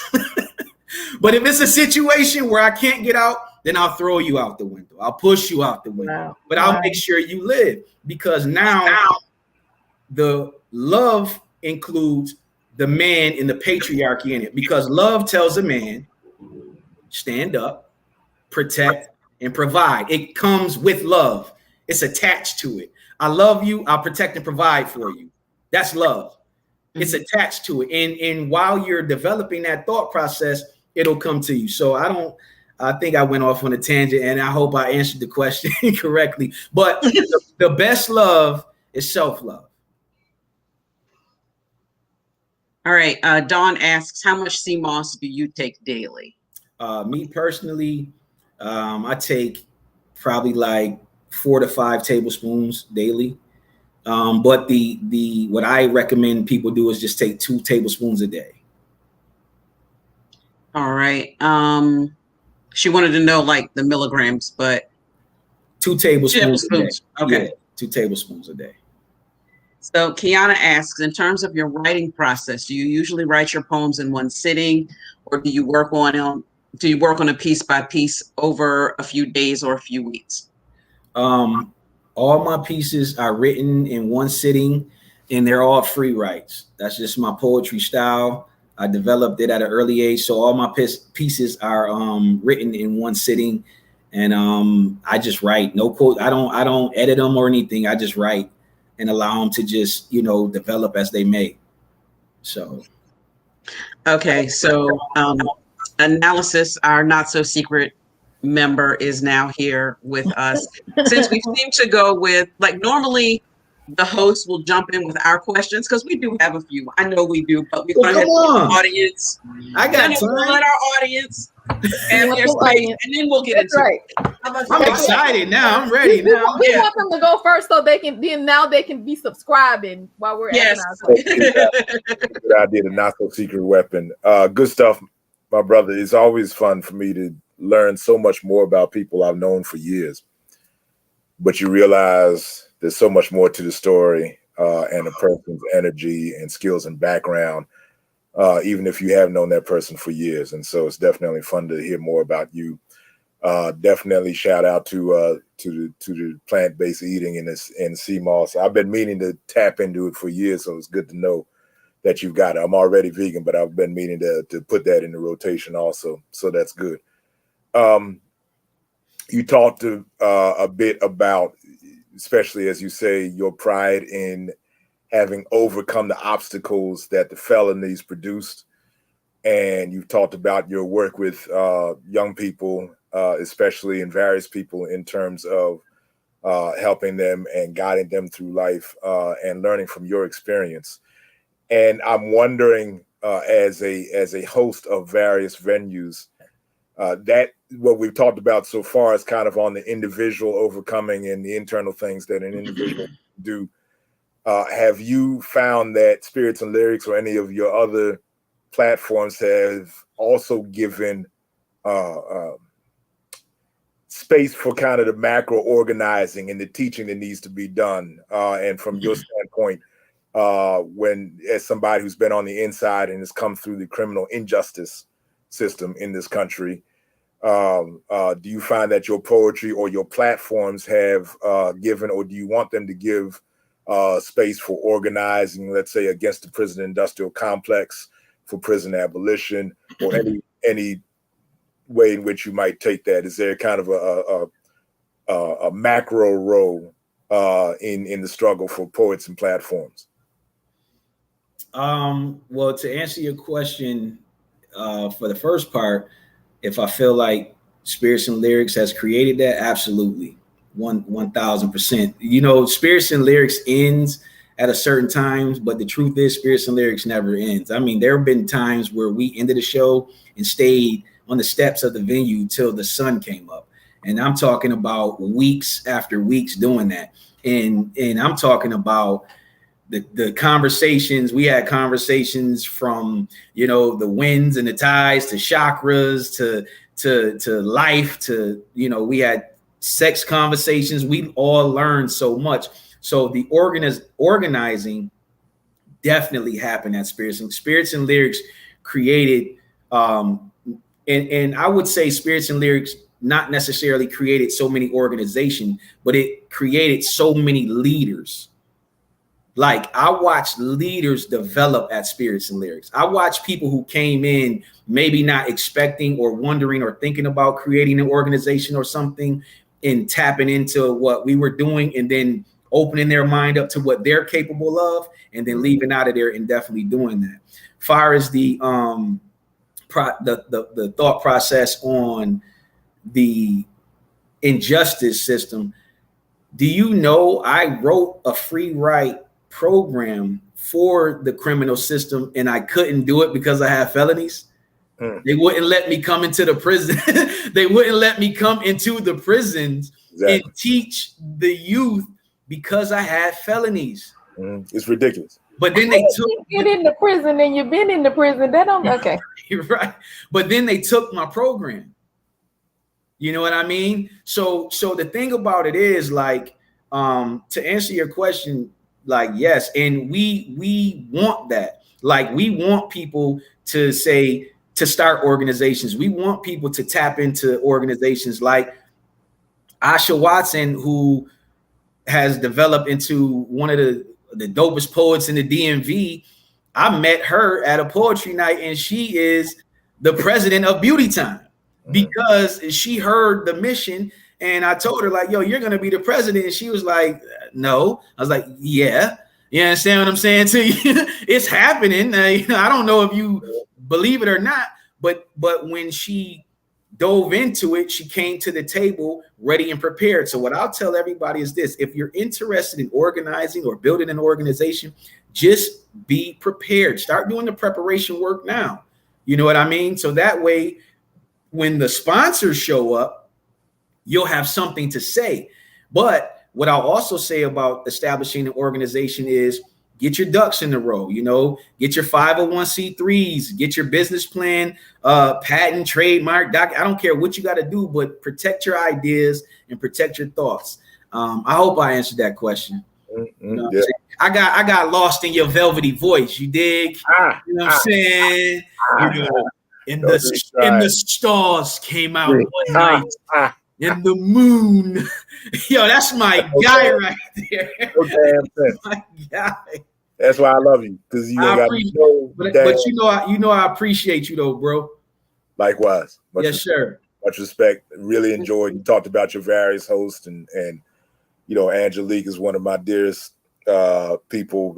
Everybody's dearest persons, and so to come down to Spirits and Lyrics and feature under her hosting time period, I appreciate all of y'all putting that together and what you're doing and being able to keep it alive as you've moved as well. So much love, much respect. He's also been on this show. Also, yes. Yeah, I watched that. I saw it the other day. Yeah. So about Angelique's, yeah. Listen, what Angelique taught me was how to connect with artists, right? Because Angelique is an advocate for artists. She's a real-time, in-time advocate, okay, for artists. So what she was able to teach me was there's a language that you have to learn that poets speak. And this is how she breaks it down very slowly. There's a language you need to learn that poets speak, and you don't speak it yet. So you're like, okay, So, but the truth is, she always understood the vision, right? And that helped us build the vision and connect with more artists. And so forever grateful, forever indebted, and always love, you know what I'm saying? And that's real business. And when I say that, I mean it. I don't have to talk to her every day. I don't have to be in her space. We don't have to be the best of friends, but I would not allow anybody to violate or disrespect her in any way in my presence, and we can put that on record and wax. Word to bond. Word. We have a question in from Lady Trey. What is your most valuable lesson you've learned in the past 6 years?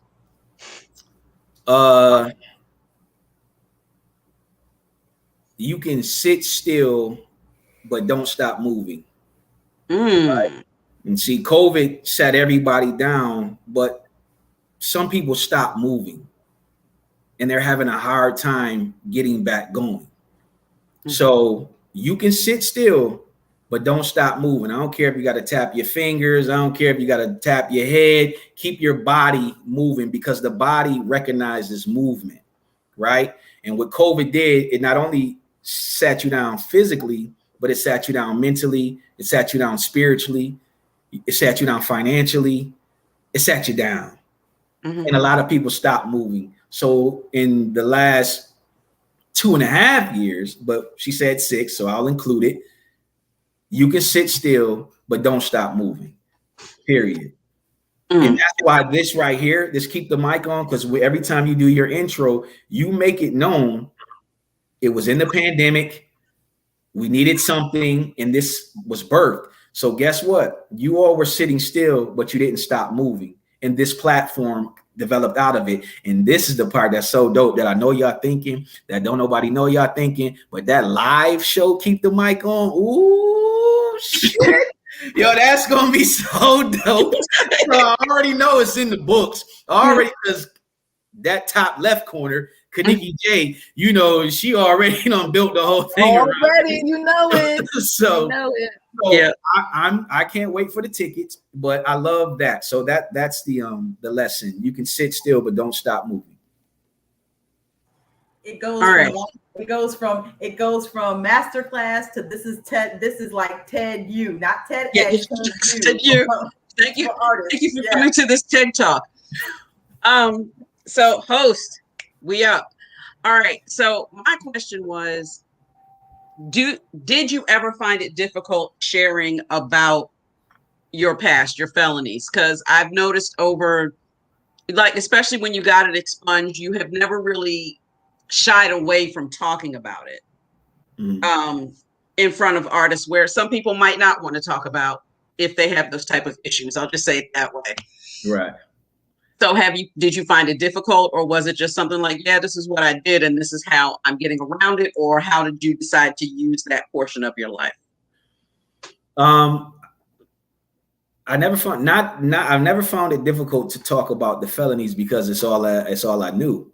You know what I mean? Because when people will build perceptions, they'll wonder like, well, why isn't he doing this? Or why is he doing that? So, you kind of just clear the air like, look, they won't hire me. All right. You know what I'm saying? I tried to work at IBM. I'm smart enough to do it, but I have felonies. I can't do it. You understand what I'm saying? So to answer that question, no. But when we started the mentor program, I did wrestle with that, because I didn't want to paint. So this was my thinking. I didn't want to paint the picture that it's okay to get felonies because you can overcome them. You following me? Like, I want to be a success story, but with a little asterisk. You know what I mean? Like, yes, you can overcome it, but let's not get them. You know what I mean? Like, don't get them. So when it came to the youth, that was something I struggled with. But I thank my team and my wife for saying, like, it's your story. So it's always been my story. It's always been a part of my story. So I didn't even know I should be embarrassed about it until somebody made me feel embarrassed about it one day. I was like, yeah, man, well, and I was saying it jokingly. I was like, yeah, well, I got felonies. I probably ain't even supposed to be in this building. And that dude was like, you know what I mean? Like, like, you don't. I was like, damn, do I got to use the kitchen exit now, nigga? I mean, but like, yo, calm down, playboy. But sometimes people get so high in their own mind, they forget that if you just calm down a little bit, you can reach more people, man. If Jesus would have got out the manger and been like, look, I ain't going over there, bring them here. I ain't going over there, bring them here. who Jesus got out the manger and was like, yo, give me 12 people, a donkey and a stick, and let's go. And he went to the people. So felonies, in my community, you're going to meet more people with felonies than not. So if I come on the block and be like, I'm a host and an entrepreneur and a successful, man, them kids going to be like, my dad got felonies, bro. So when I say, listen, man, I was standing right out here. I had 3 felonies before I was 18 years old. 3. I was a triple threat. You understand me? So when you start speaking in that language, then they start developing. So to answer your question, no. But when we started the youth program, I started questioning everything about myself because I was, kids can see BS from a mile away. Kids know when you're trying to trick them. They know when you're not being truthful, and they'll play on that. Because I used to, as a kid, when a dude would come around or somebody trying to teach us something, and I know he ain't living like that, I'd be like, all right, take him to the side, like, listen, man, check it out. I need a quick I got some dime bags of weed. You know what I'm saying? What you want to do? And it's the mentor, and he like, word. Let me get 2. Bet. I'm getting good grades for the rest of the year, Playboy. It's all good. You got to have it, and I found out. So when you don't come to kids and be honest about you to yourself first, and then come in that space and say, listen, I have like currently existing with me felonies, but the way I always describe my felonies is weight. Like it's weight. Because when your children get older, they don't understand daddy got felonies. When you want to live in a split, when you want to live and your rent is $2,200 a month, your landlord don't care you got felonies. You understand? And the only jobs that you were able to get at the time were like making $5.25. Y'all don't know this way back in the day. But the minimum wage was like $5.25. Then you got to jump. Then it was like, $6.50. Then it, you know what I'm saying? But I knew people who came out of college making 6 figures at 23, 24 years old. I've never had a job making 6 figures, but I've seen it. You understand what I'm saying to you? So at the end of the day, no, I'm sorry, I'm rambling. Let's stop. Go. No, it's okay. I'm gonna pass. I'm gonna let one of my other hosts jump in. Well, it's only myself and Ms. Cayenne. So if do you have questions? I'm gonna let you go first because I have a statement, a question, and the last question. Sure. So, you answered all the many questions that I had. You actually answered or touched on them. But I do believe I'm advocating for a part 2 to this interview. I'm putting my vote in now, so I just want you to know. But I think I want to ask one of my questions from my segment, which is part of the whimsical part of my segment, more of a whimsical question, but serious nonetheless. If you had a billboard, like, the advertisement billboards that you drive and you see, that was dedicated to something that you stated or that you would want to say, and that billboard would stay there and your words would stay there past you being on this earth, what would your billboard say? Protect your spirit and remember to breathe. Yeah. Okay. Yeah. And now that you said that, we should just get a billboard and put it up. We really should. Possible. Yeah. Yeah. So that's what it would say. Protect your spirit and remember to breathe. And then I would just have to pray that somebody would read it and then develop a mentality around it. Yeah. You know what I mean? But it's a broad statement. But if somebody just reads protect your spirit and they just go to the dictionary and look up protect and your and then spirit and then start piecing it together, I would be grateful for that. So absolutely protect your spirit and remember to breathe. And if I could only do one, then I would just put protect your spirit, because along with learning how to protect your spirit, you'll learn how to breathe. Yeah. Powerful. I do have another question though, just if I can just jump it in there. So you talked a lot about listening, Jeff, which is a very valuable thing to me, to be an active listener. Active listener. Yeah. How does listening play a part in your writing? You said you did a lot of, all your writing was pretty much free write. Mm-hmm. I think I know your answer, but I want to know what you're going to say. So how does listening play a part in your writing, that what you produce? So when we talked about earlier about people calling you and telling you personal things, right? Yeah.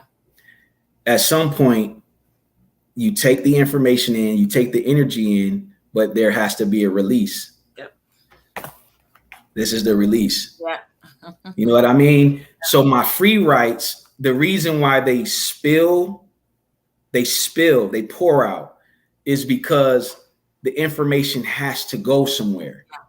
And I can't tell you what KaNikki told me about her and her life. And I can't tell you what I know about D. Reed, but I can tell the world my poetry says this. My free write is about this. Now, my free write could be mine.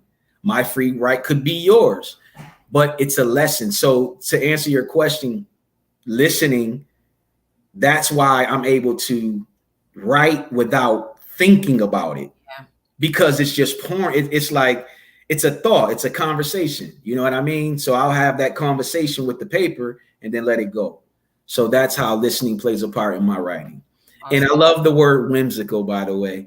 I've always loved it, but I've never found a way to use it. So thank you for doing that. Because when you said it, I was like, oh shit, she did it. I was like, yo. I was so impressed. And then you did it twice. I was like, wait. So I was so excited. I'm not even lying. I was like, yo, she used whimsical. And then in the way that you use it, I was like, wait, you can use it that way? Yeah. I always thought it had to be like some Charlie and the Chocolate Factory type of way you had to use it. Like, you know, that outfit is whimsical. Like, I don't know, you know. But when you did it and you doubled back, I was like, holy shit, she is so brave. You're hilarious. Oh my God, the show has been awesome and phenomenal in all kinds of ways. This has definitely gone beyond masterclass. What did you call it, TED U? I mean, this thing is powerful. So I want to say thank you for being here, man. Well, thank you. So here is, like I said, I have a short statement, a quick question, and then the last question, the one that is the hardest question you will answer all night. I promise you. especially this conversation is the hardest question you will answer all night. So first statement is, because I totally believe in giving people flowers and things now, I am going to tell you thank you for literally, you know, we talk a lot about spiritual, like the space, the lessons, the family, the friendships, everything that came out of Spiritual Lyrics, the opportunity, the room to breathe. I think when you, so short story, when I walked into Spiritual Lyrics, I had not touched poetry in probably several years. Wow. That was my first venue back after, like, I want to say a 6-year hiatus, maybe. Wow. So I know I've said it before, but I'll say it again publicly, to thank all you, especially, but everyone involved, for making that one of my absolute favorite spaces. No matter where it landed, it's still always been one of my favorite spaces to be in and perform, period. Awesome. So I want to put that out there. It's thanks to the idea and the vision that you have. This is what it is. Mm-hmm. So I want to say that up front. And then the first question is, I know we talked CBO / poet / author / entrepreneur. I love all the slashes. Let's see, speaker, host, mentor, parent, all the things, right? So we've done all the things. And the question is, what's next? And I mean that in the sense of, what's on your vision board? What's next? A realtor. So I just got my realtor license. Quick backstory about the realtor license. When I was going to get my realtor's license, on the application, it says you must be 18 and over. And I was like, you know what I mean? I got that. And then right under it, it said you can have no felonies. And I closed my computer. And I was like, damn, I can't even be a realtor, right? And I remember feeling that feeling of like because it had been a long time since I've tried to depend on anybody else to feed my family. I don't, I go outside of everybody because I've always had to. So I'm like, being a realtor is like being an entrepreneur, right? But you cannot have a criminal record being and be a realtor. So what that did was it got me to finding out, okay, because I've tried to get my record expunged before and it just didn't work, man. It's expensive. You know what I'm saying? You're talking well over $13,000. And that's not even guaranteed. That's just, you might, the lawyer be like, you see, it's a process. It's a whole process. And it's a long and lengthy process. But I didn't get discouraged. I did some background. Actually, my wife did it. Let's just say she did it, because if I say I did it and I didn't do it, she won't say she did. She'll just be like, who really did it. They'll say, so let's just say she did it. Okay. We'll give her that. But it's called a certificate of relief, right? And that was the first time I had ever heard about it. And what you can do is you can get a certificate of relief and the judge can give you permission to then say, okay, you still have a record, but for this part of your process, you're allowed to be a realtor, right? The thing about it is I had too many felonies in order to get a certificate of relief. So being discouraged, but I found a program in Rochester, New York, that if you go through the steps, they'll help you get your record expunged. So, I just went out on a whim and tried to figure it out. But the process, I kid you not, they give you a packet. It's so thick. But let me show you how God works. And this is why I try to tell people, that's what I mean when I say you can sit still, but don't stop moving. Because if I would have just accepted the fact, like a lot of people that I know personally, they've accepted the fact that they have felonies and people are just going to tell them no, and they never tried to do anything about it. I've been trying to do something about it for years. So when they gave me that packet, the checklist is 2 pages long, but I had the whole checklist already. You understand what I'm saying? I had the documentation because I tried it 6 years ago. I had the transcripts, but all I needed to go and include with it were references, right? And let me tell you how God works. Back when I was 19, 20, 21, I didn't even know enough people to have references. I didn't know enough professional people. When I needed those references, when I reached out to people, these people were more than happy to write these reference letters for me, right? So they wrote the reference letters. I submitted my application and the lady was like, well, thank you for giving me your application. It's going to take a year. And I was like, oh my God, like a year, right? But here's the beauty about writing. And I want to let everybody know this. You have to write a letter from yourself to the judge. So I wrote a free write, right? I wrote a free write. If I'm going out on my sword. I'm not kissing your ass. You're not going to tell me no, and I don't feel like I said what I wanted to say. I'm going out on my sword. You wasn't me at 15. You don't know why I was carrying guns. I get it. You didn't grow up in my community. I get it. You probably never carried a gun and you probably never used it, but I did. So this is why. I wrote a free write. My whole letter was a free write. The lady got my paperwork. She's like, it's going to take a year. She read my letter that weekend. That lady called me back and was like, yo, we're not going after the certificate of relief. We're going to get your record expunged. She was like, I'm sitting here wiping tears. She was like, we're going to go get your record expunged. So she skipped a whole nother part of the process and took my information directly to the lawyer. The lawyer read my information. That man called me. He said, Jeff Johnson? I said, yeah. He said, tell me why me and my other lawyers are in our office crying. I said, I don't know why. You know what I mean? Like, so what I'm saying is God was moving that thing along so smooth. And then when I went in to meet with them, these are the lawyers. These people were in this room listening to me and they were like, we're going for the expunge. We're going for it. We don't care. We're going. And they took everything that I put that was going to take a year and they got my record expunged in 3 weeks. And I'm telling you, That never happened. They were like, they said the judge, they gave it to the judge.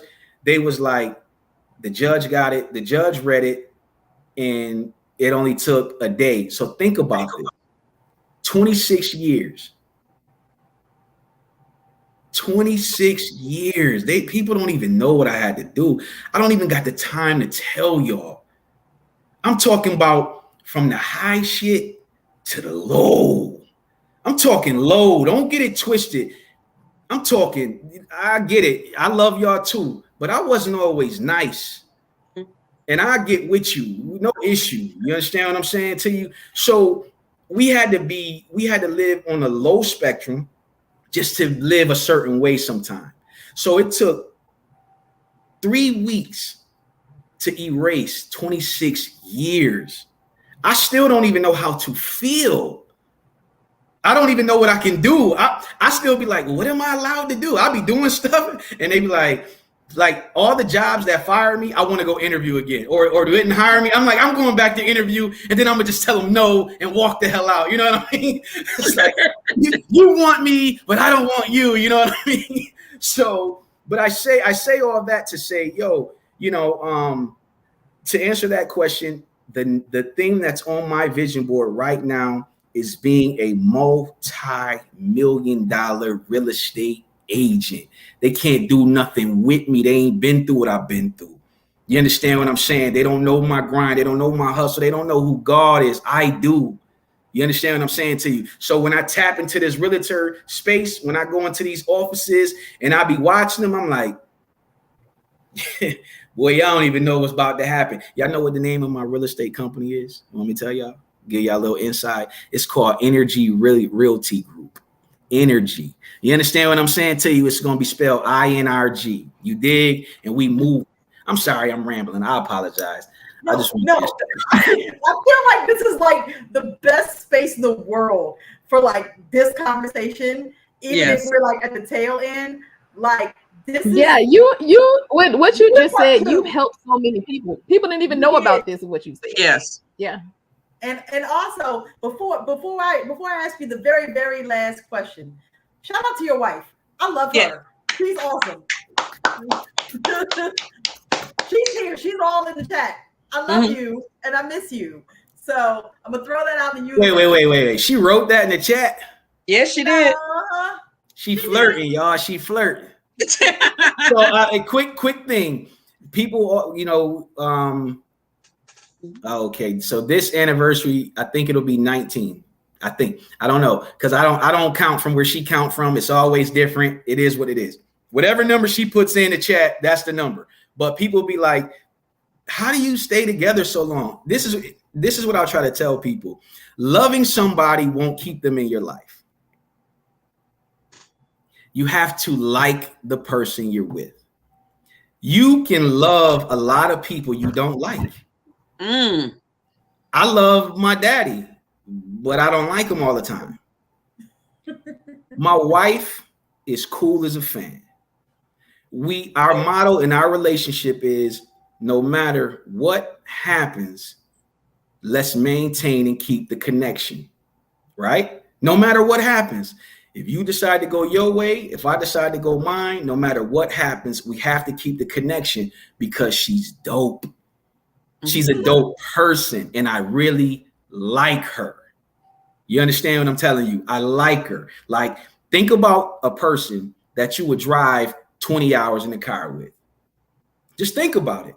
You can drive 20 hours with a person you love, but it might not be a fun ride. You might love your grandmama, but 20 hours in the car with her, it could be a long ride. You understand what I'm saying to you? But when you in the car with somebody that you like, oh man, we chilling. The vibe is good. The energy is good. So that's a little segue, and salute to her. She is an amazing woman. I don't know how, I've been able to hold on to her this long. See, if I could write poetry like analysis, baby, you know what I'm saying? That'll do it right there. You understand? And analysis, you ain't allowed to talk no more while my wife on here either, man. You know what I'm saying? You a damn fool. Now, I will say this before Danielle. Come get your boy. Come get your boy. Come get. Before Danielle asks the last question, I will say I've heard a version of that piece of advice before. Okay. A couple that I know, I don't know, this goes back 20 some odd years ago when they got together. And, he was for the streets at the time. She was, whatever goes down, goes down. They were living in two separate cities and they went on vacation. And he said, when I had that week-long vacation with her and we had such a good time, he's like, that's when I definitely knew that she was the one. That's a fact. Go on vacation. Look, two things you should do before you get in a relationship. Go on a vacation, right? And have a conversation. And don't be afraid to talk about finances, because listen, you find out a lot about a person once you get in the relationship. Some people like being broke. Did you know that? It's a whole lot of broke in love individuals. Broke in love. Beyonce sing about that. So I'm just telling you, you got to really tap in. That's a conversation for another time. But absolutely, Sherry, you have to like. Listen, man, like is incredible. People forget like. They want to, I love. Yo, get out of here with all that shit. Yo, who do you like? I like this person. I like doing this or things like that. But go ahead. No, part two. So interview part two. Go ahead, Danielle, because it is 9:35. We have gone. It is. Sorry, y'all. We've loved every minute of it. Every single second. Last question, hardest question all night. Here you go. You've been on the show. You watched the show. You now know the segments and things. Who you already know the last question? Who do you think should be? Who do you think would make a good guest for this show? Who do you want to see a conversation with? And it could be anybody. Throw a couple names down. If you think of some after the fact, you know how to catch. You know how to reach all of us. So, have you guys had 13 on here yet? First year, yes. Matter of fact, you're right, because I tuned into that show. He was like, hey, man, I'm just perfect. You know what I'm saying? You know what I mean? You know what I mean?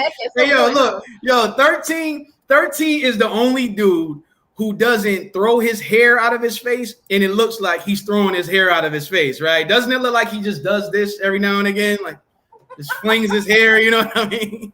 This dude, I swear to you, this guy, 13 is, I don't consider 13 a friend at all, in no way, shape, or form. I don't even have a word for it because of the relationship of he's another listener, right? So when I'm talking to him, he listens. So if we can go back to, if you have a situation, who you calling, I'd call him. But he is deeper than just like regular surface stuff. He gives jewels and wisdom, and I'm a listener and he's a listener. But when he speaks, I get to listen because he's talking to me about me, if that makes sense. So anyway, if you did have 13, because I actually tuned into that because I know getting him is like, finding a unicorn. So you know what I mean? you gotta tap in because that's my guy. So you've had 13, you had Breeze, I saw that. So somebody who I think would be dope, or I would like to see, holy goodness. Man, it's so many people, but oh God. I threw it out in my spirit. So this is the truth. And not to sound dramatic, but the truth of the matter is, I would have loved to see Israelite. The thing about when we talk about spaces and we talk about people and we talk about poetry, anybody on here listening, if you don't know who Israelite Love is, Google her, YouTube her, DM me, I'll send you videos. There's no word, because she embodied so many things. But the thing that people don't even understand is the conversations me and her were having years ago, I'm seeing manifesting now. She was so far ahead of where poetry is right now. She was talking about it then. I'm telling you, these different styles of slams, these different platforms, she was talking about it then. So if that's one person, I would say it's Israelite Love. But somebody who you guys can actually reach out to, that I think would be an amazing. You had Ish is phenomenal. You had Ra, right? Ra's been on here. No, No. we Ra have hasn't not. been on yet. I threw that in the chat. Oh. Like, hey, Yeah, She we gotta did make that respond and happen. said, you know what Ross said? Cool, just hit me. That was her response. Right. That's Yeah, all you- he said.